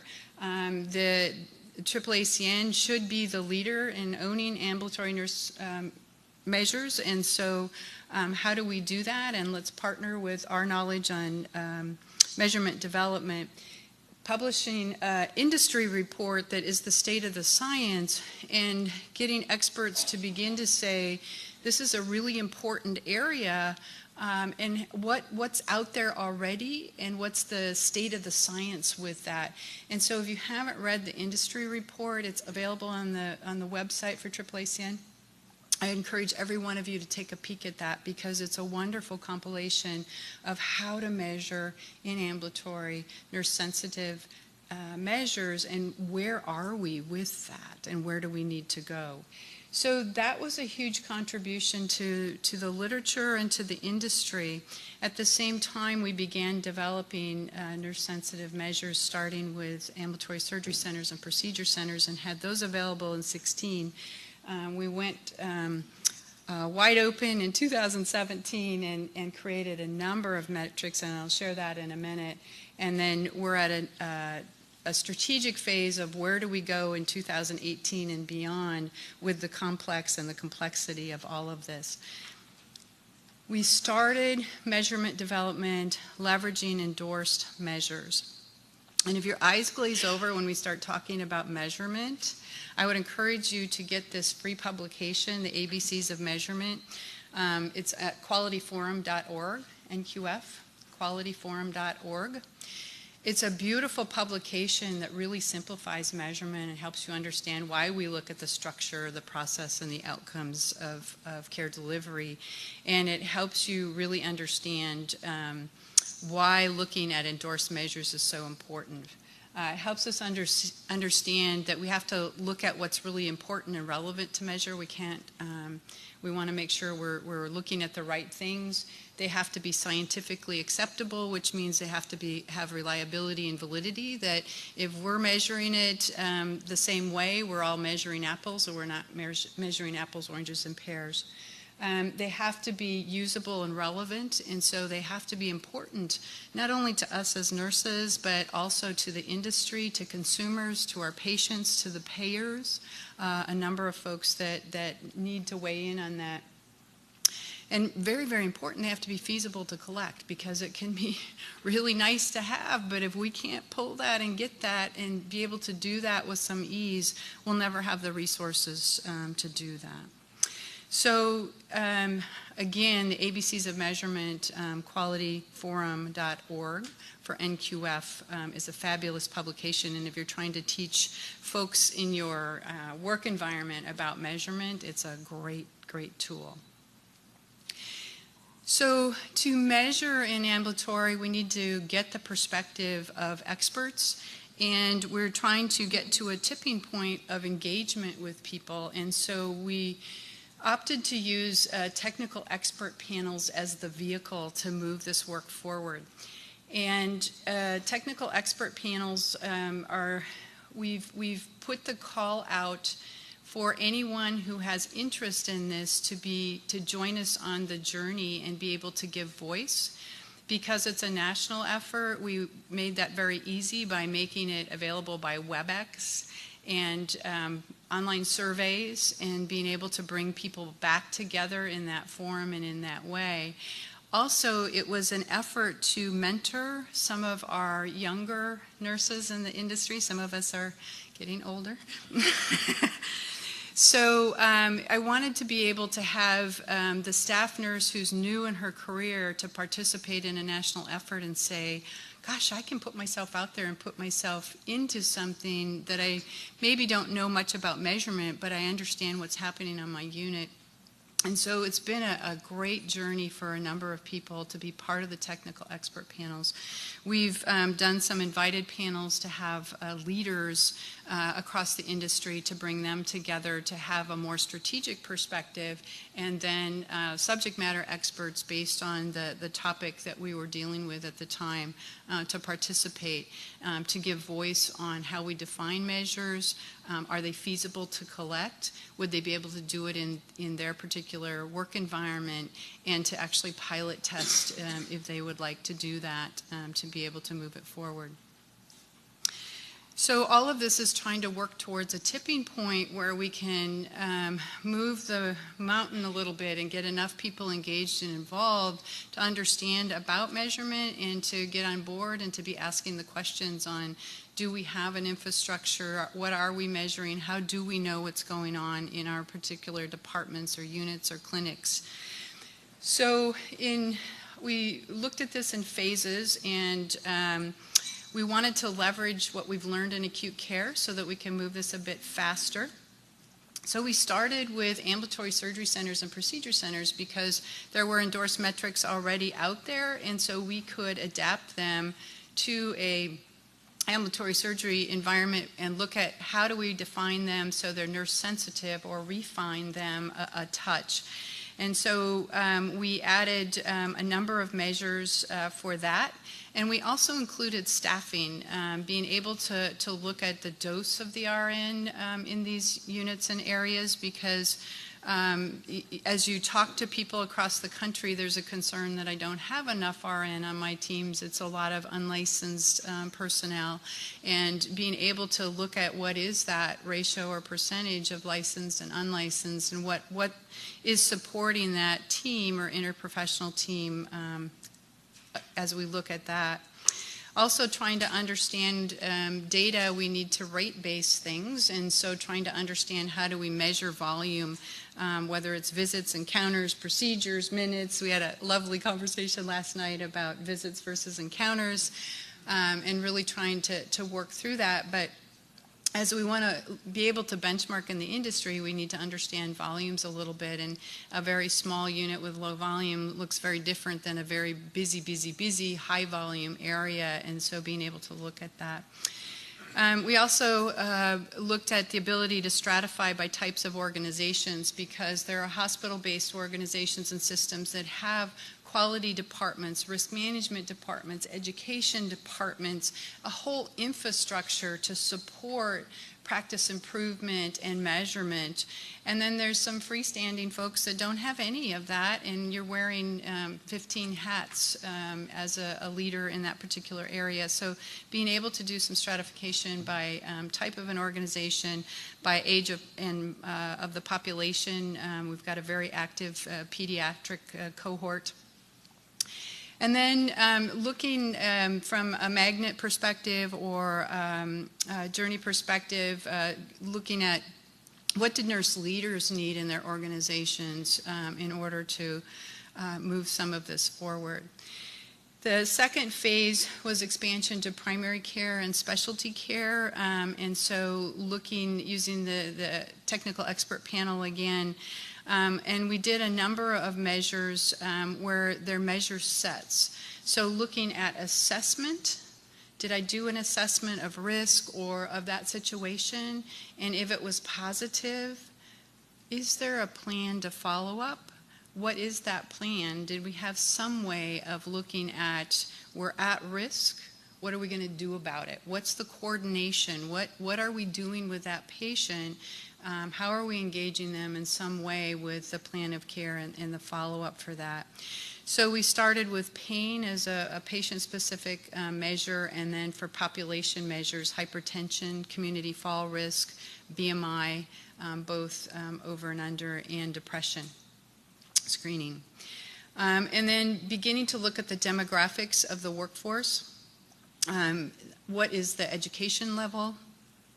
What is the certification level? Believing that certification may make a difference, and being able to talk about that. Turnover and vacancy give a little bit of insight into the practice environment that nurses are working in.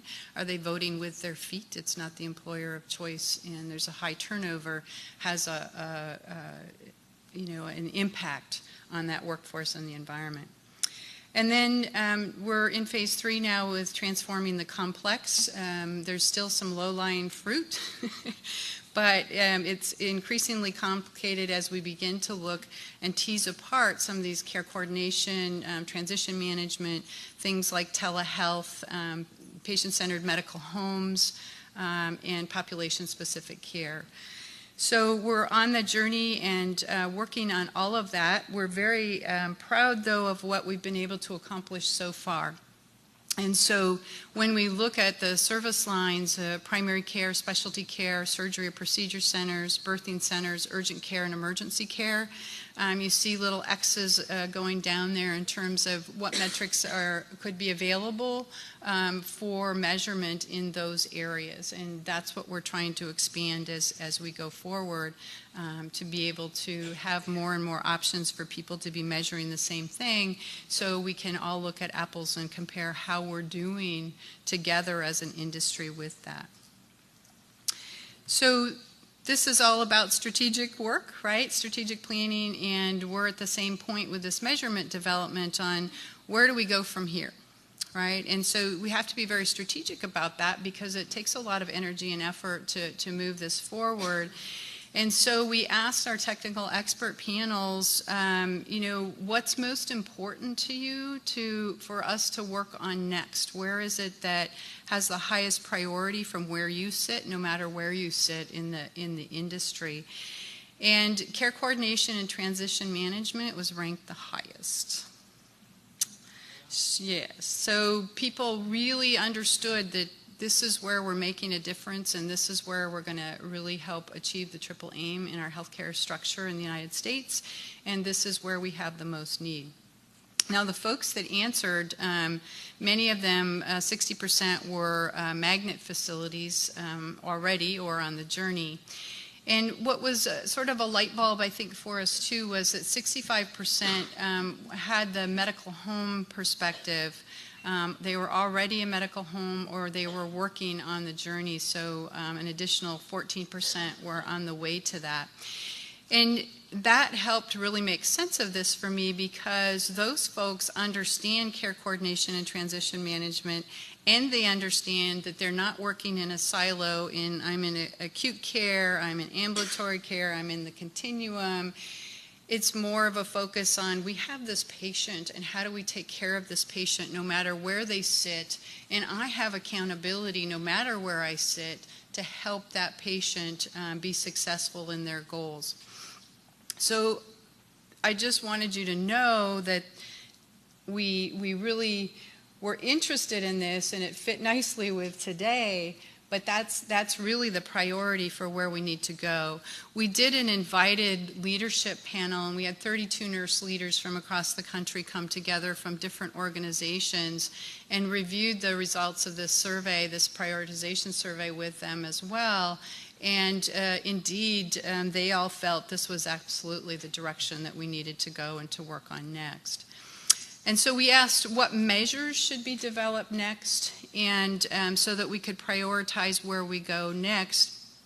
And chronic illness assessment and follow-up were at the top of the list.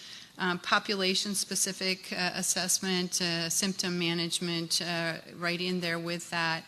And then telehealth was right there as well. And again, a reflection of where technology is taking us in our healthcare environments.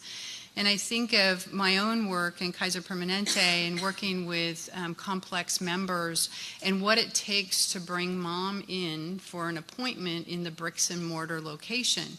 You know, somebody needs to take a morning off from work or a day off from work to drive her in, but you got to get her ready, you got to get her in the car, you got to get through the traffic. Then you got to park that dang car when you get there, and parking's sometimes a problem in the urban areas, yeah?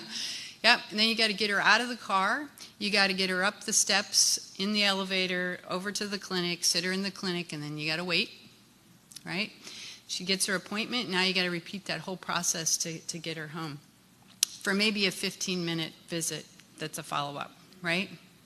So as I look at our frail and elders, that's a heck of a lot of work. And so, you know, we are leveraging technology, emails, telephone, and virtual visits with FaceTime. And maybe mom can't manage FaceTime, but I can as her daughter, or I can have a community worker there that can do the FaceTime, and we can connect with that patient and not have them go through that half day or a full day of effort to get there. So I think the telehealth is everywhere. We have telehealth units, we have telehealth within all of our units, and so that was important as well. The 30-day all-cause readmissions being important too. I was thrilled to see this because that told me that our silos are breaking down, because 5 years ago a group of ambulatory folks could have cared less about a readmission rate, right? Right? That's their problem. Not mine.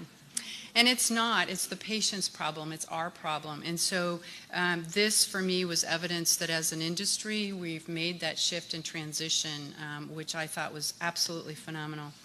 And then, you know, looking at where do we go with chronic illness and diabetes popping up at the top. And so that's a very logical one. And you've seen in some of the exemplars that that's right in there as well. So that is where we'll be focusing our effort and our time as we move forward here. So when we look at sort of what do we have and where are we going with it, it's really exciting. We've got primary care, we've got surgical and procedure units, we've got specialty care, and we've got measures for structure, process, and outcome. And again, if that's not familiar language for you, please go to the ABCs of measurement. Donna Bedian, sort of the conceptual framework, but the structure of how are we delivering care and what's the structure that allows me to deliver care. And what is it about the workforce? And this is where we get into, you know, is the workforce certified? What's the vacancy rates? You know, what's the staffing level? Do I have enough RN on those interdisciplinary teams? Do I have RNs at all with that? What's the process? It's hard to do a risk assessment if you don't have enough RNs to do an assessment, right? So you may have MAs that are collecting data, but somebody's got to put that whole package together and understand what might be appropriate for a follow-up plan. And outcomes, you know, beginning to tease out the outcomes and beginning to look at, if we're going to look at more population-based health, you know, with diabetics, for example, we'll be able to look at outcomes specific to that disease population with that. But when you think about care coordination and transition management, we've already got a lot in that bucket. When you look at, we're looking at assessing and doing follow-up plans, and even the language on follow-up plan, care plan, patient care plan, nursing care plan, you know, we struggle with, you know, what is this, and trying to look at from a patient perspective, the patient's plan. And so we're using follow-up plan because it's a little more generic and easier for people to think about. But we're already looking at follow-up plans for pain management, for hypertension, community-based falls, BMI, depression. We're looking at admissions and readmissions. So all of that relates to care coordination and transition management. And then the chronic illness piece, that assessment and follow-up, again, for those same clinical topics, the RN's role in doing that.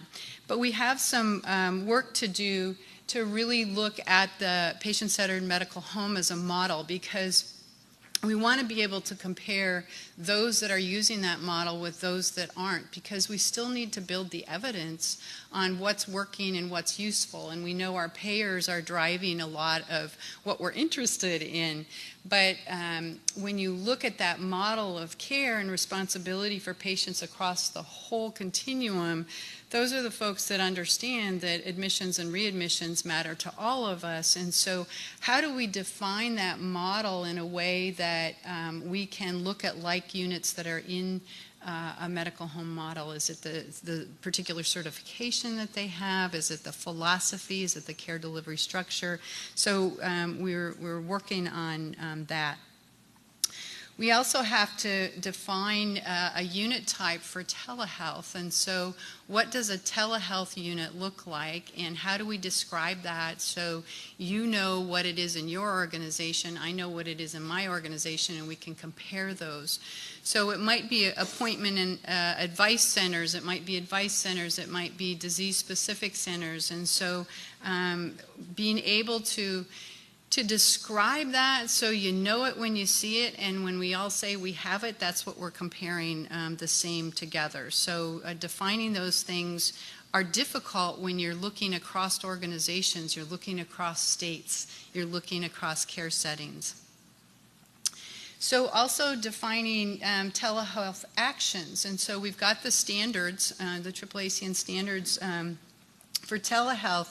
And so how do we look at the processes of that and those actions that may be taking place not only in telehealth units, but in every unit that's out there? I'm running a 3 medical center pilot on complex needs, and have interdisciplinary teams that are caring for patients that we've identified through segmentation models and risk profiles. And so what are the actions on that team that are telehealth? What is it with those encounters with patients that I want to attribute to that, and how do I measure those actions in order to understand their contribution to these complex needs patient outcomes?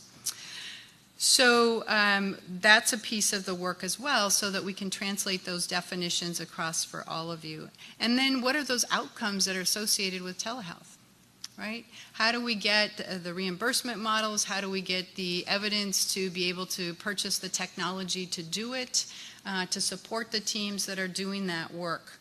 And so all of that's critically important.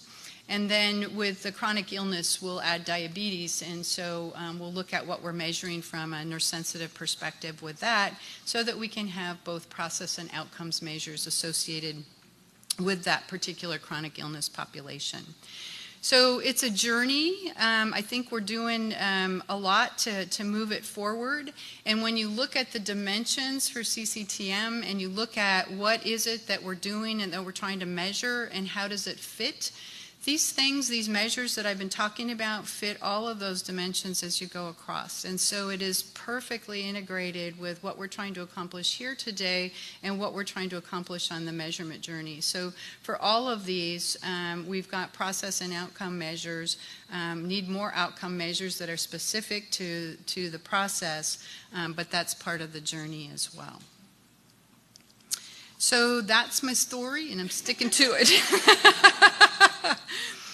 So, but I in our appendix, and I don't know if we'll make these available to people that are the participants, I just want to let you know that Rachel has done a fabulous job of taking the domains for CCTM and looking at them across the different programs and the different perspectives and lenses for care coordination, for patient engagement, for telehealth, the magnet journey, and then of course our CMS, MACRA, MIPS, all of the different things that our regulators and payers have interest in. And so if we get these slides out to you, you'll be able to see what we've looked at in terms of where our measures or where are we with some of this. And so she's just done a fabulous job with this, which speaks to her enthusiasm and investment in this work. So I just want to share that that's been accomplished as well.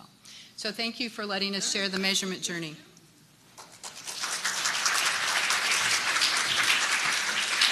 So just a shout out for Rachel. Rachel really has led the charge, and she is really bummed that she's not here today, although she's where she needs to be in terms of getting well.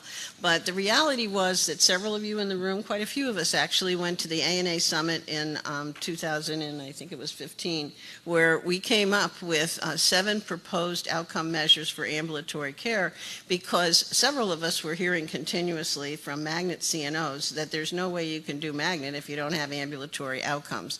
And so Rachel went then to, nothing was done with these for 2 years, and Rachel pushed on Press Ganey, and Press Ganey had no interest in doing anything with them. So it was Rachel then that really started the negotiations with CalNOC.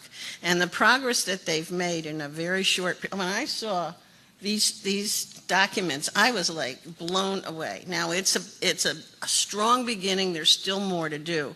But we're beginning to have what we need to look at the impact of care coordination and to lay it out in such a way that people can program for it. So that said, I thank Diane very much for all of her work on this project. And we're going to give you the charge. Beth Ann's going to talk about the grid. I would like to say one of the things to think about as you get into the breakout sessions is we gave you the barriers, the challenges, and everything. We don't want you to talk about how do you solve the barriers and the challenges. We really want you to think strategically. How do we take this to specific how do we take CCTM to populations to get buy-in in terms of education. I'm a former dean. I know how hard it is to get faculty to think about teaching in ambulatory, but you can't take people, you can't care for people across the continuum if we don't have people that are baccalaureate educated that are working in ambulatory care. So that whole education thing is one huge issue. So strategically, who are we reaching out to? And we have educators in the room, and we have persons from the organizations that really look at certification of the educational programs. So we need strategic ways and persons to contact in, and packaging this information in a way that they can understand it. We need to be strategic in terms of the whole issue of getting it into practice. When I looked at the surveys that came in from this group and also the surveys on people that had bought the core curriculum text previously, the places that are doing the putting care coordination in place are the persons who have been involved with AAACN or involved with care coordination, or have run into some of us, and we've talked endlessly, and they they paid some attention to us. And I mean, it's like Fran asked me to come and talk to the group, and they all looked at me like, what are you talking about? And so strategically, it's not, we can't solve all the weeds problems, the reimbursement issues and that. We don't want you to talk about that. We want to know, who do we go to, and what are the talking points that we want to use with these persons, and what are the organizations we go to, who should we be targeting? And that's the piece that we can build a strategic plan from in terms of promoting this. There are still people that are seeing CCTM as ambulatory. It is not ambulatory. It's nurses wherever they practice. And so that's one big message. So please, for the facilitators, don't let anybody get down in the weeds and talk about, the physicians that don't like CCTM or any of those kind of things. Really talk about the strategic focus, policy focus. Who's out there that will give a willing ear to us? Who's going to be a stakeholder and a supporter for us? This is really the charge that we have for you.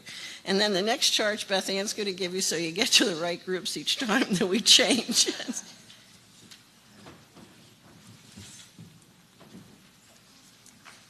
Okay. Thank you, Sheila. So remember, it's strategy focus, strategic positioning, who are our partners, who are our stakeholders.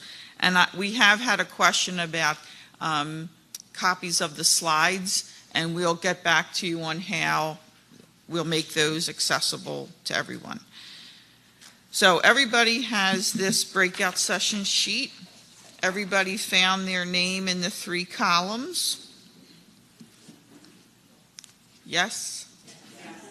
Did we did find out we were missing someone, so that person's been taken care of. Did we miss anybody else's name? Okay, good. So we're going to move to our first breakout group. And what we're going to ask is the first breakout group will be 45 minutes. So give or take, we'll start that breakout group at 11 o'clock and we'll go to 11:45. And at 11:45, lunch will magically appear out in the hallway, and we will ask people if you can take your box lunch and then move to breakout 2. Yes, there'll be time to eat your lunch without doing a breakout group, but we just want people to get to their breakout group 2.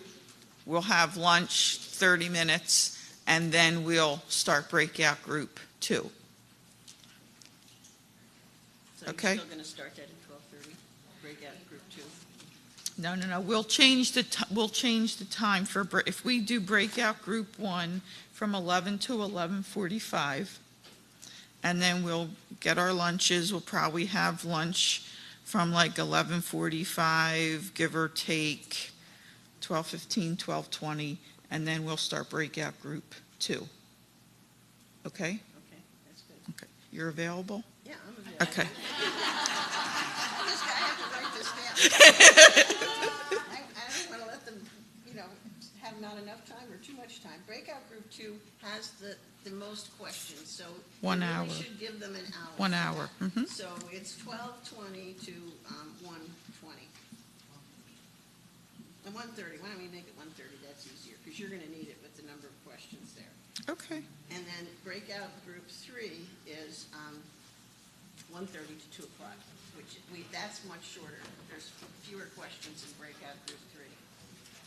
Okay. Does this make sense? No, wait. Breakout group 2 is 12:20 to 1:30. Okay. Breakout group 3 is 1:30 to 2 o'clock. And then we're going to reconvene back in here. Yes, and so after breakout group 3, we're going to come back in here and we're going to have the lightning round of report out for our 3 focus groups. And in each of the focus groups, there will be a facilitator and a scribe working off of the flag. Okay, welcome back. Grab some refreshments.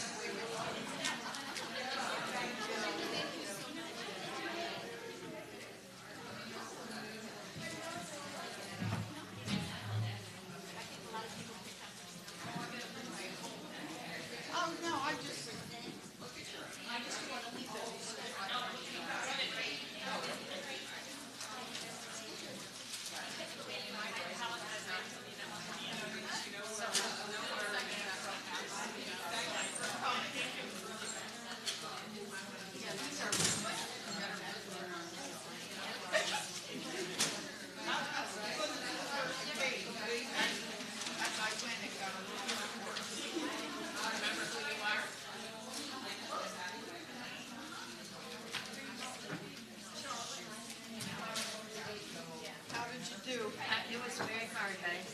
What number? What? We were 4. D. D, yeah.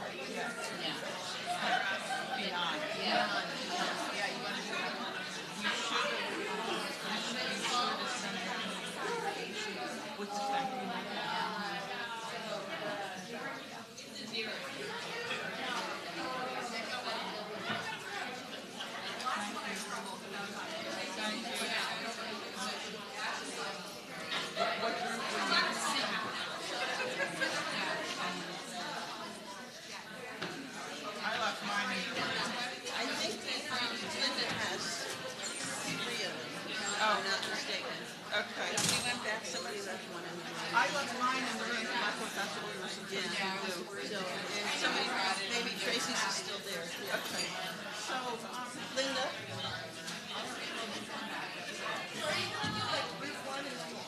We're, I think we're going to do a high level overview. So wait, I can't believe they were on data. So a high level overview. all right. Thank you very much. And again, in the interest of time, we're going to have a pretty rapid fire lightning round for this. So please get a beverage, get a snack, and then someone just asked, oh, are you going to go through every single one and then every single one? And the answer is no. So first I'm going to ask you to get out your 4 index cards that we talked about this morning.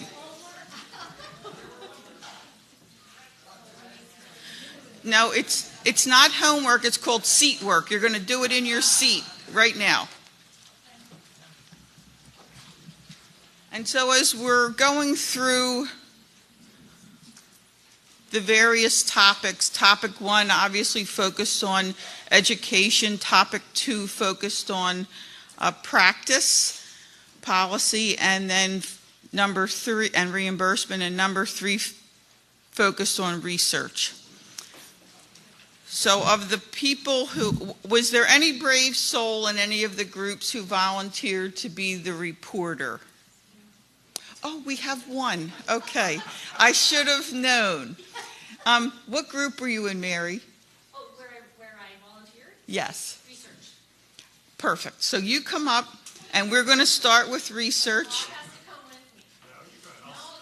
Mary and Bob are doing the Mary and Bob report out.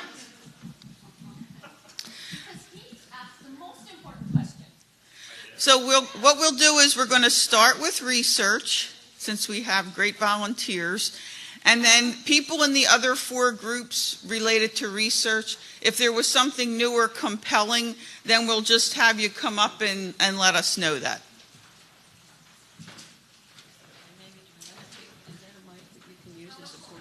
No.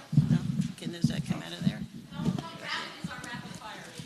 I have the timer and I have the microphone. 5. Why don't we start with 5 and then we'll go from there. Okay. So first of all, I want to introduce you to my new colleague, Bob. We're Bob and Mary. And Bob asked the most important question. He wanted to know why research only got a half hour. Just saying it. Now, did the other groups get more time?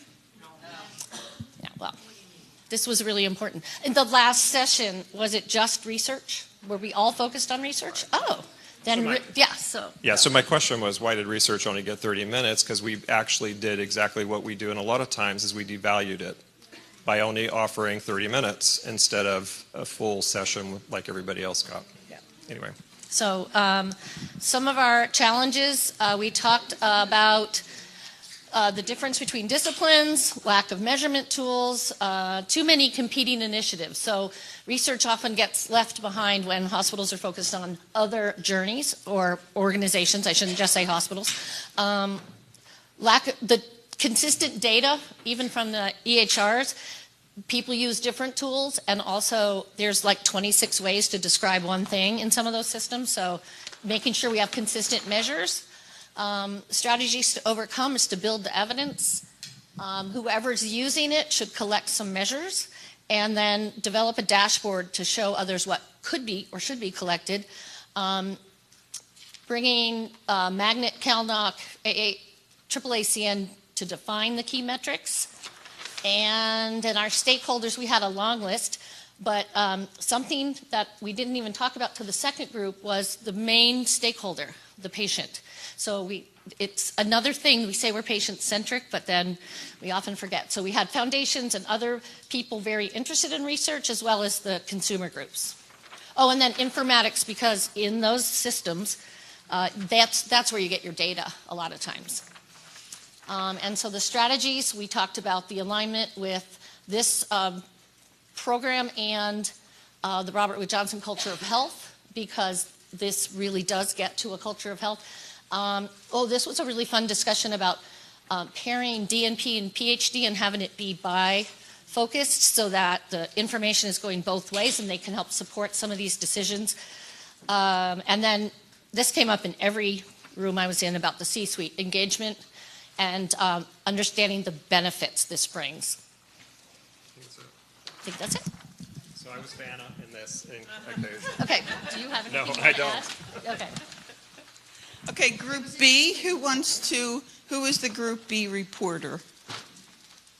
Nobody's fessing up. Do you have anything in addition to what was said from your group? No? Okay. The C group? Liz, anything you want to add? In general, a lot of people see that research is a scary thing, so don't use the term, research is a scary thing to many, so maybe not use the term research and start with a quality improvement project and then move up from there.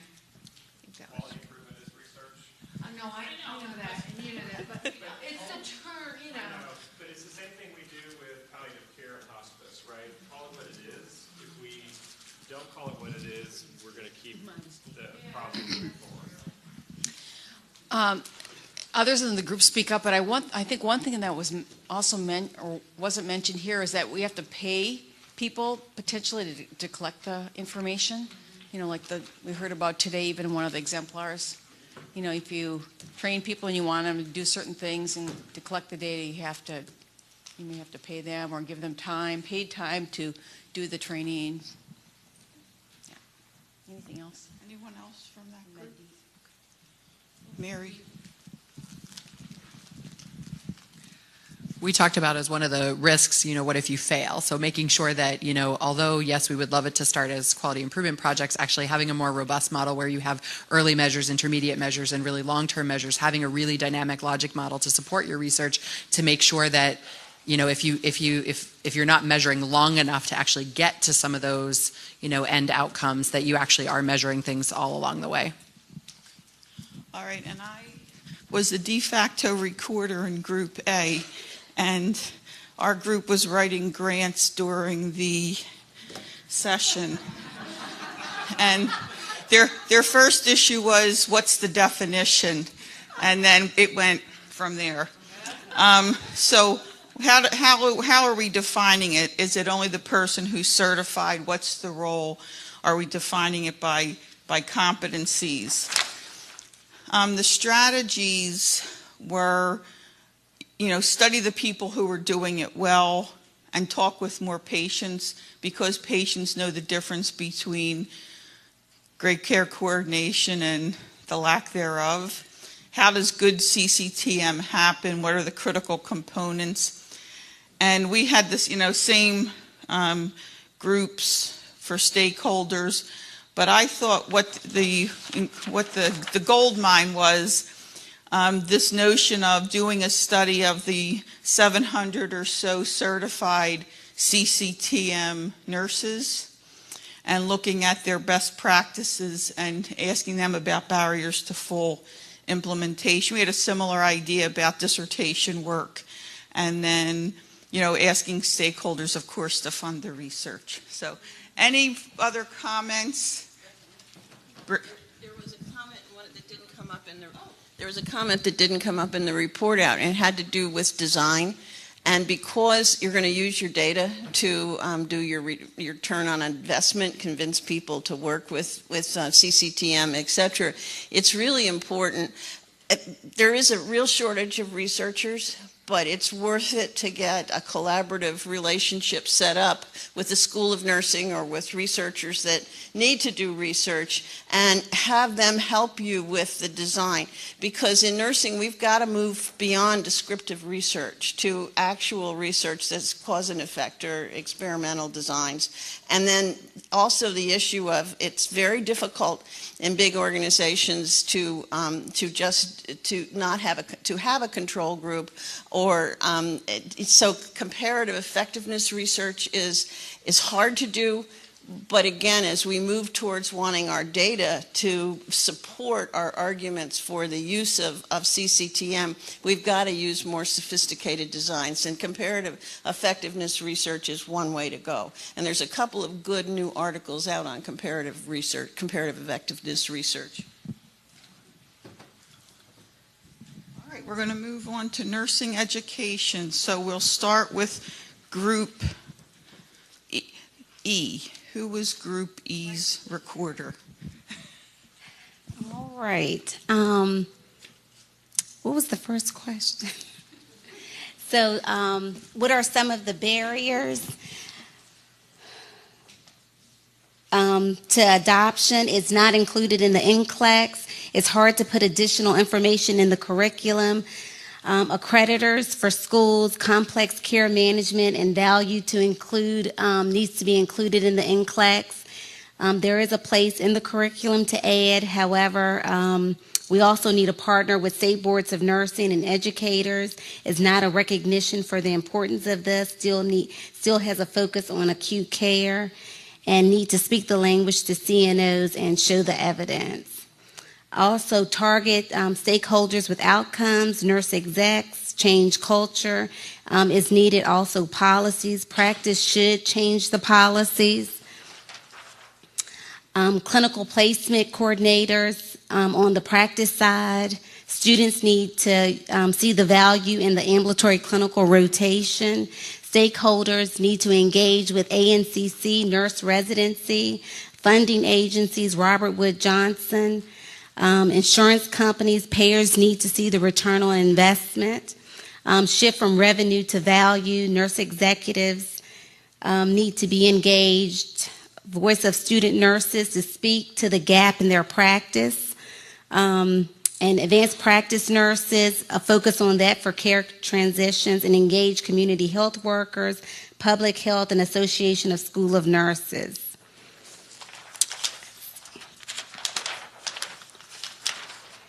Improved HCAP, over and over, it was a lot about showing the outcomes. It's the right thing to do for nurses and the public. Prime undergraduates become AAACN members and get them to take the CCTM so they can speak to the value. Stakeholders, national student associations, students to apply for AAACN scholarships in order to take the CCTM modules. And recognize students who complete the CCTM modules. So whether it's even during graduation, they get a specific tassel. And need diversity pipeline of students. Students need a framework regarding community, expert nurses, acute care struggle, and ambulatory care. So how do we really go about supporting them? Let's see. And I think that was it. All right, how about Group D? Is that all number one? Number one. I think key for us is really one of the big items was time. We really can't wait years to change the curriculum, so we need to shorten the time. You know, we have to work with the state boards of nursing to get the change, the NCLEX. Mentorships and fellowships. The faculty resistant is really tremendous. So we have to get them into primary care. Let's see, I'm just taking a quick look here, what wasn't said. It's really a major change for the profession. We need pilot programs and funding, that academic practice partnership. And we really need to go to the nursing community. All groups really need to go big, like go to DC and really talk about this. RWJ, Gates Foundation were mentioned as funders. Let's see. Association, OAN, DN, and APN. Look for a champion. Again, AARP, regulators, Joint Commission, Magnet. Let's see. And then we need to have shared partnerships, relationships. Again, AHRP, work, show, CalNOT outcomes. Well, here's another one that, go big, National Press Club. You really got to get the right audience and a big social media strategy. Okay, and then help the faculty get the skill sets to teach differently. And labor contracts are barriers for faculty, so. And then it's the right thing to do to keep the job. You need system alliance, really have the practice sites say, we'll take so many students and this many in acute, but this many have to come to ambulatory. So kind of set the guides from our practice side. And then partner with prestigious groups. Maybe faculty could work with the big, like Mayo, ability to publish more, participate in studies, and more joint positions. I think that's, yeah. Thank you. Your C? Yourself. Who's C? I don't think we have anything new, nothing novel. You're good, Liz? Yeah. Okay. There were just a couple of things that were different, I think, in ours. I know I'm going to get down here so I can flip it. One of them was just lack of knowledge overall. Faculty, nurse leaders, acute care side, all of that. So that was a big discussion. A lot of talk about the difference between the different ways that nurses are prepared, BSN level versus the AD level. Where does this fit? Where should it be? Lots of conversations about that, even though there was some general agreement on the BSN level. Also, what do you do when you want it to be that, but that's not your reality in your organization? Key stakeholders, I thought one thing that was different than what I've heard already is alumni. So what are your nurses that have graduated from your program doing? Were they prepared when they came out into practice? And then another thing that was a little bit different than what we heard is around the incentives and benefits to using CCTM, the whole idea of that it's for everyone, but that there is a different emphasis. So on the acute care side, emphasis on transitions versus on the ambulatory care side, a different emphasis, and how can we make that work overall? And I think those were the big differences. Let me just look at A real quick to see if there was anything different. The major one was that the perception that the CCTM was for ambulatory only, and how do we work on changing that perspective. The lack of understanding of CCTM related to schools of nursing in general. RNs who are already employed in the acute care or ambulatory, how are they getting orientation or ongoing education related to that? A barrier was, do employers really value this? And the general thinking was only if it really impacted the bottom line. Someone made a great point to say CCTM, these are harder skills to teach because it's such a dynamic process, and some people might not be familiar with how you would actually go about teaching these skills. Oh, the misinterpretation of the regulations. One piece was, a strategy was the need for exemplar simulations and tools for integrating this into the curriculum. So again, we talk about toolkits, but how can we make something compelling for nursing education locations? We need to come up with different messages for the various levels, because the issues for this topic may be different across the programs, whether they are a beginning baccalaureate student or an advanced, either a master's or doctoral student. And then there was this recommendation that we have dissemination at every known conference there is to talk about CCTM, from education to the military to the VA to community health centers, and have a standardized approach to do that. There was a recommendation that AAACN create an RFP to fund a demonstration of doing an implementation of CCTM in a school or schools of nursing.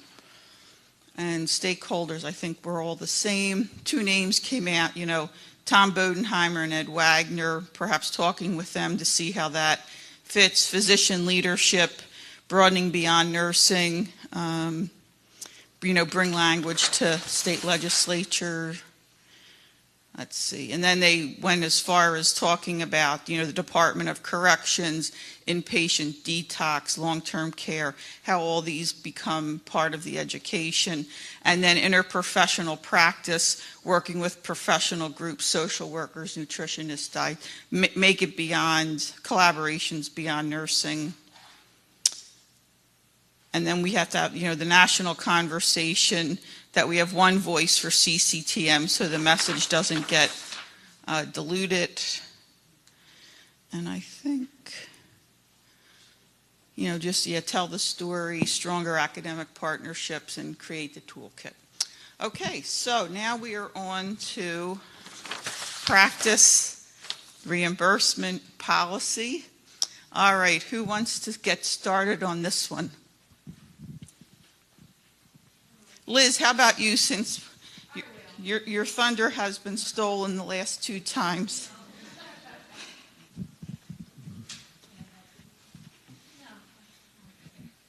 Nobody needs to see me and I can hear me here. Barriers. Lack of knowledge by both the frontline nurses and the stakeholders. Lack of reimbursement mechanism. Cost of RNs, and coupled with the lack of understanding or value, like lack of data showing the value, variance in practices and scope of the RN across the states and even across settings, expenses for training. There's very little opportunity or money to start up in order to start a project or to collect data to verify the value, to demonstrate the value. Implementation is taking place in small pockets and environments rather than across the board. Lack of reimbursement. Strategies, change the payment methods. Educate and inform stakeholders and leadership across the continuum, influence the State Board of Nursing to educate and influence regarding scope of practice and the incorporation of CCTM. Need to get buy-in from others regarding change of practice, especially for the scope for the nursing, boards of nursing.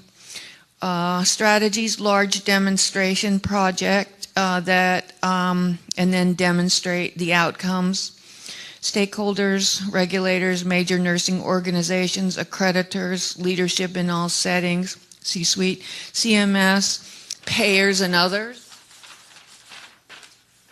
Large organizations, large healthcare organizations, Kaiser types, coordinate the coordinators in order to ensure that all the gaps are filled in care.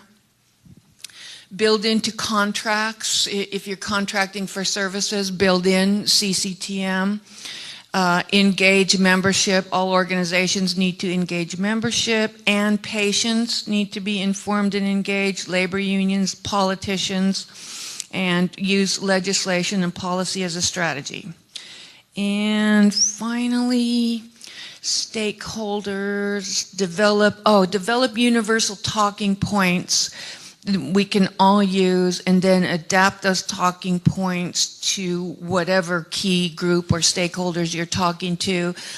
Get nurses on key boards to help influence and start conversations. Develop marketing plan and share it to be utilized in different areas. Develop a toolkit to help spread the word and facilitate buy-in. Educational content for CCTM is sold. That's a barrier. Make it more available. And make the curriculum available. Put it in public domain. And market with patient stories and testimonials. YouTube. I think that's it. Find a way to attach cost to practice. Focus on money and quality. Overcome AMA and other state medical associations. We need data. Inability to extract data is a problem. Partner with our physician colleagues, position, utilize physicians in insurance companies because they can see perhaps the difference, market to pediatricians, focus on the American Academy of Nursing for a kind of a change in a paradigm, talk to all nursing, national nursing organizations, attach degree of risk to what we do. If we don't do it, here's your degree of risk. Okay, thank you. So you were C, right, Liz? Yes. Okay. All right, so how about B next? Okay, there was a lot of information in this one. Things that were different than what Liz said. Barriers to recognition across the continuum. It's trapped in ambulatory care, and who is ambulatory care? So home health, the hospital, the community, nobody sees it as their role because they think it's ambulatory's role, and that we have it trapped in ambulatory care. Recognition that CCTM is more than coordinating care. What's the best model? Is it centralized? Is it embedded? That gets in the way of recognizing it across the continuum. CCTM pulls RNs out of the tasks to do a more thought-level work. How do we do this when we're putting out fires? That gets in the way of moving it forward. Again, lack of setting vision from the nurse leaders. The whole cultural, my patients, these are my patients and we don't want to lose them. That gets in the way. How do we overcome those barriers? It's the whole cultural shift from my patients to our patients.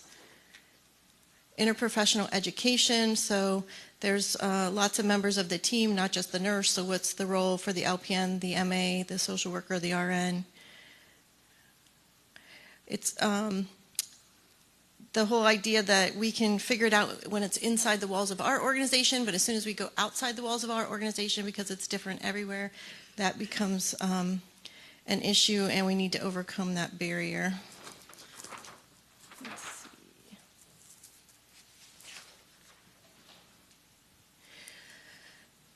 Another thing that people suggested to overcome the barriers is nurses needing to hear about CCTM and their role from the beginning, so in nursing school and then all throughout their education and their career. So we would begin it in the beginning and then we'd have it throughout the career. Stakeholders, I think most of the stakeholders were the same. Yeah, payers, CMS, I think Liz mentioned all of these. And same sort of ideas that Liz had around how do we, strategies to bring the stakeholders together, figure out the reimbursement, get a group together to discuss, make sure that we as nurses own this. And then interdisciplinary team discussion, so getting social workers, nurses, pharmacists together to figure out whose role is what. Major challenges with reimbursement is that it's embedded in value-based work and lots of people can do it, according to some people, and everyone wants reimbursed for it, so whoever gets there first is the one who's going to get the reimbursement.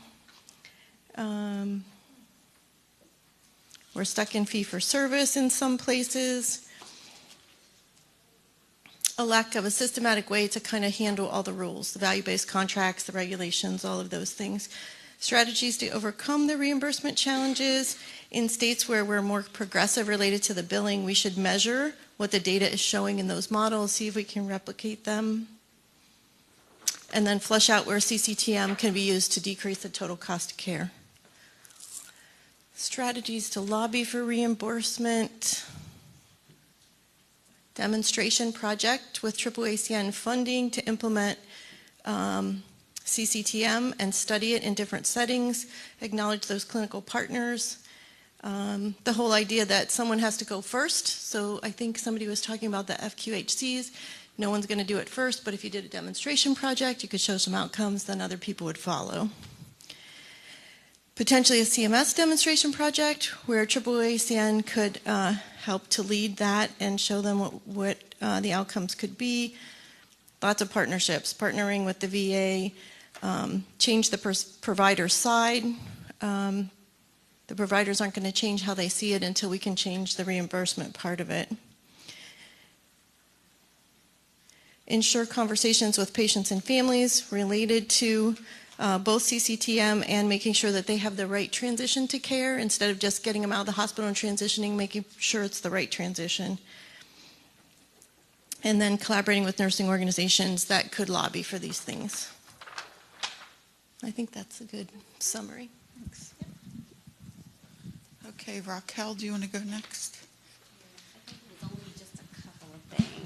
AAACN need a robust communication plan to different stakeholders, of course, link with CMS. Work with CalNOC to relook at their measures to see which measures should go next, having more population health focused so we can show the return on investment. Partner with insurances. Advertise, really build relationships. I think an expansion of CalNOC data, show data in dollars, partner with legislators, and I think y'all covered everything else. Kathy? It's been pretty comprehensive. So let's see. Here, okay, barriers. Okay. Competition between, I don't know why I'm. Oh, yeah. Oh, yeah, that would be great. Yeah, if you could, and that would be great. Yeah, competition between certifications. I don't know if anyone mentioned that. I need to champion by strong forces. I think a lot of this is already. Good luck. Whoops, sorry. Let's see. We need to disseminate to many professional groups, patient groups, and National Association for Home Care. Get studies published in journals. Aggressive target of patients, right to the patient, so they ask for nurses. And then some American Hospital Association, ACHE, and RWJ and IHI are among organizations to disseminate. What else? To overcome the barriers, we need to identify champions, use a patient voice, get their loyalty. I think someone already mentioned project management. We need to get members who are interprofessional together. ID stakeholders. Okay, we've already said all that. And then the major stakeholders are the C-suite, physicians with a leg in both worlds, patient-centered care organizations, legislative initiative, legal supports, lobbying efforts. Okay, those are stakeholders and strategies. Joint Commission alignment, Medicare payer. We have standards, but no one is setting any the specifics externally. If these are the standards, if Medicare would say these are the standards we're using, that would help. Even American College of Surgeons came up. Okay, let's see. Oh, telehealth is a big partner. And maybe have a care coordination code so we can pull it out. Let's see. And we still count widgets. We need still based on fee for service. So we got to work on that. How are you doing, Rob? Talk language of the stakeholder is one of the key strategies. A series of messages, family members, insurers, cost avoidance. Wow, there's a lot to this one. How are we doing? There's a lack of awareness by our legislator, how pivotal these care transition moments are. We need to get our voices to the legislatures, and let them know why we must focus on this. What happens if you don't? Okay, let's see. Are we still going here? Wow, still number 2. Okay, we need to give consumers more choices, funding. I think a crosswalk. Oh, this was a good one. A crosswalk of the issues and then the mitigation strategies, the ROI potentially. Okay, let's see. Social media. These are all mentioned, even the stakeholders. We're almost done here. Are you doing okay? Yeah, I know. This has kept going. Okay, political action networks of organizations, work with them. Make sure the message is laser focused. Okay, we're done. Oh my gosh. Yeah. Thank you. All right, so this is the last one. All right, so for Group A, there was information disconnect. There's no interoperability, and it's not really patient-centered as they live through care. We talked a lot about interoperability. We talked about clinical adoption and how things were task-oriented and not focused on outcomes, and that somehow we need to, a barrier is framing the CCTM within policy development and find champions based on our beautiful 4 presentations we had this morning. You know, we've have beginning outcomes related to CCTM in relationship to the triple aim.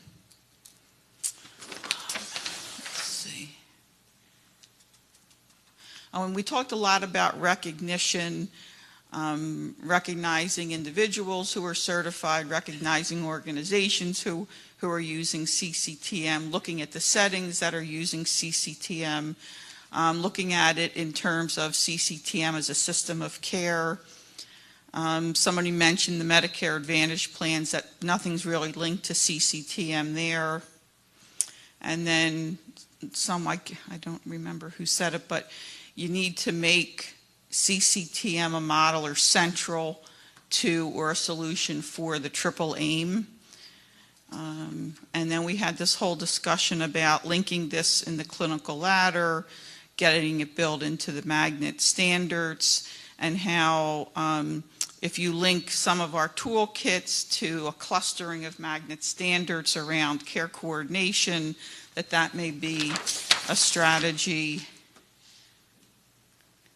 Oh, this was interesting, and somebody in our group might want to say more, but that AAACN should create a compendium of recognition programs and how CCTM meets or people can attain these recognitions through that as one of their interventions.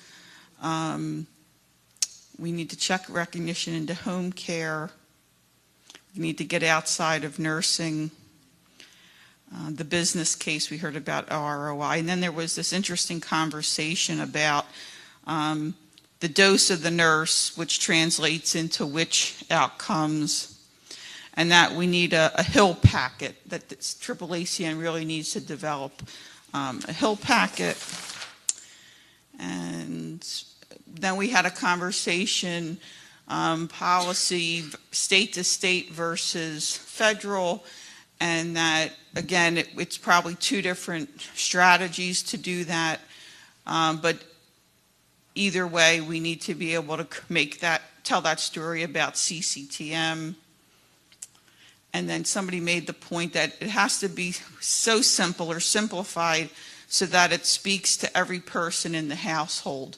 So that, as other people said, again, bringing it to individuals and families that we care for. And then some of the stakeholders that we haven't heard was the National CFO Group. It's called HFMA. Identify ambassadors in every state. Go at it from the perspective of what did you lose last year, and then how you can apply, or what did you gain in applying that towards care coordination. The AHA population health area.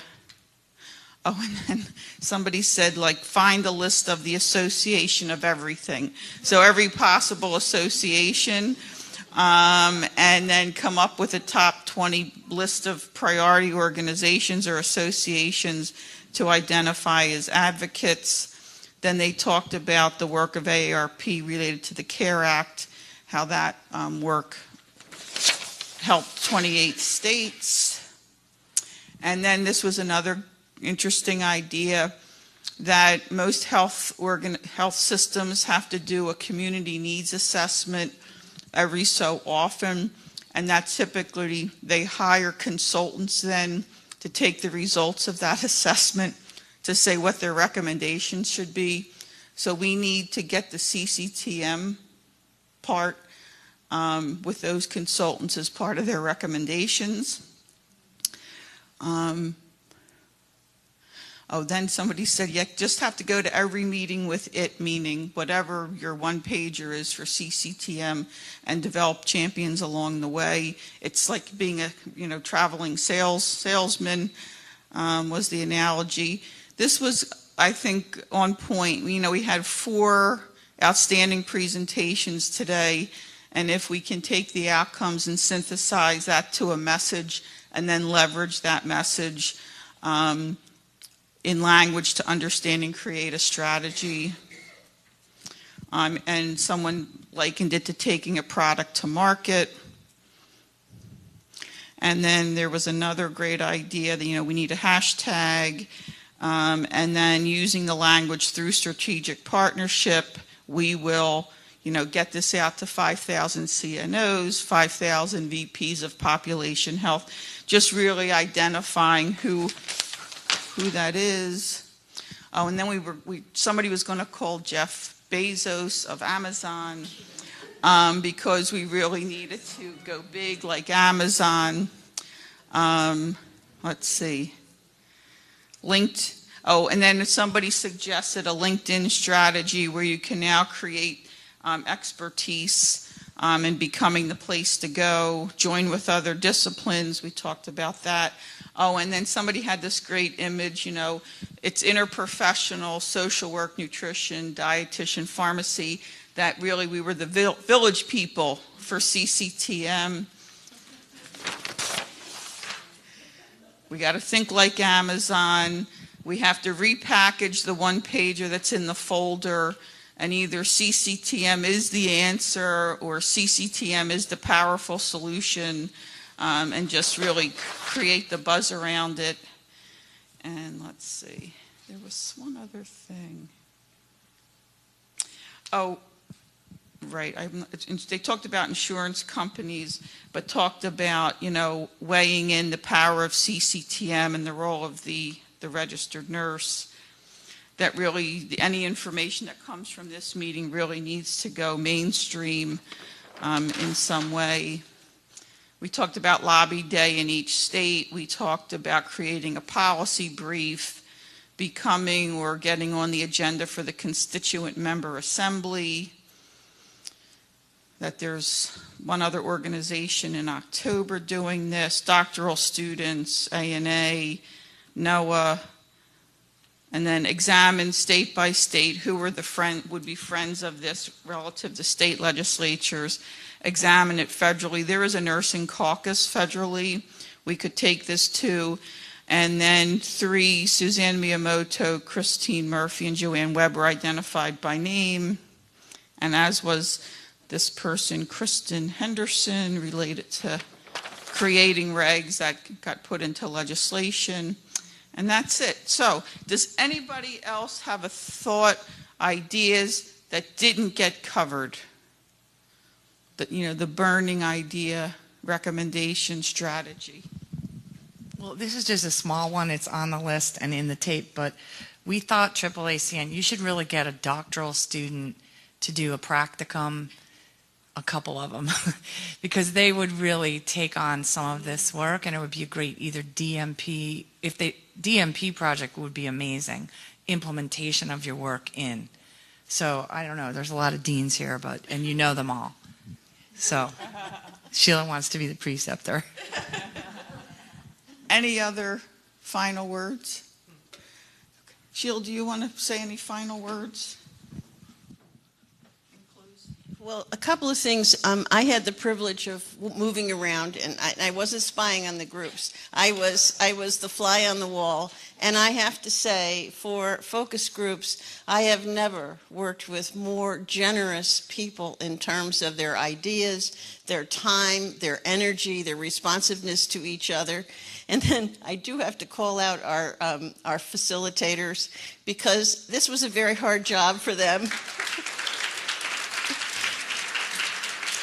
We had a little session yesterday on how do you facilitate a focus group, and every one of our facilitators are people that are not used to not expressing their opinion.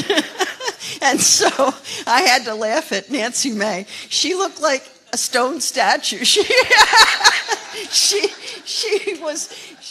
did read the questions, but then she said nothing, which is the first time I've ever had that experience with her. So, seriously, I cannot tell you how much we appreciate your generosity and all of your ideas. I'm overwhelmed with how much data we have, which is another whole story. I mean, that when you look at what's probably on the tapes and what's on all of the boards, it's a plethora of information. And so I think we've got 100 directions to go in. And so I thank all of you for all of your help. And please, if you haven't filled out your little cards, please do it, and we'll collect them. I also want to thank the scribes, because we ran out of paper in a couple of rooms. So you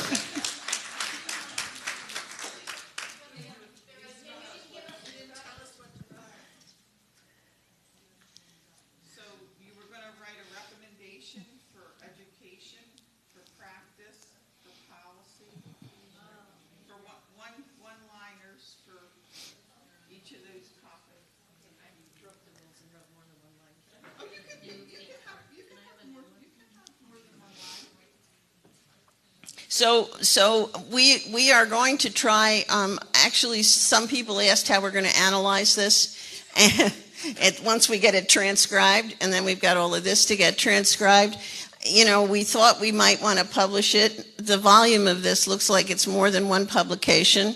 And there was a suggestion, I think it was Karen Drinker that said, I think we need to talk with the AAACN board, but it may be a good thing to send out our initial analysis and have you that were participating to respond to the accuracy of it, because then again, any bias on our part would be, done away with if we get, consensus on your part that, yes, this sounds right, well, this wasn't quite the direction or whatever. So it will take some work, and given what we're doing with the core curriculum, this isn't going to be until next fall, sometime late next fall. But I really would appreciate it if we send it out to you digitally and you respond to it. It would be we would really appreciate it. And like I said, it's probably going to be at least 3 publications, because there is more data than I ever expected we would get from this. So we can't thank you enough, and it really has been a fascinating day, absolutely fascinating.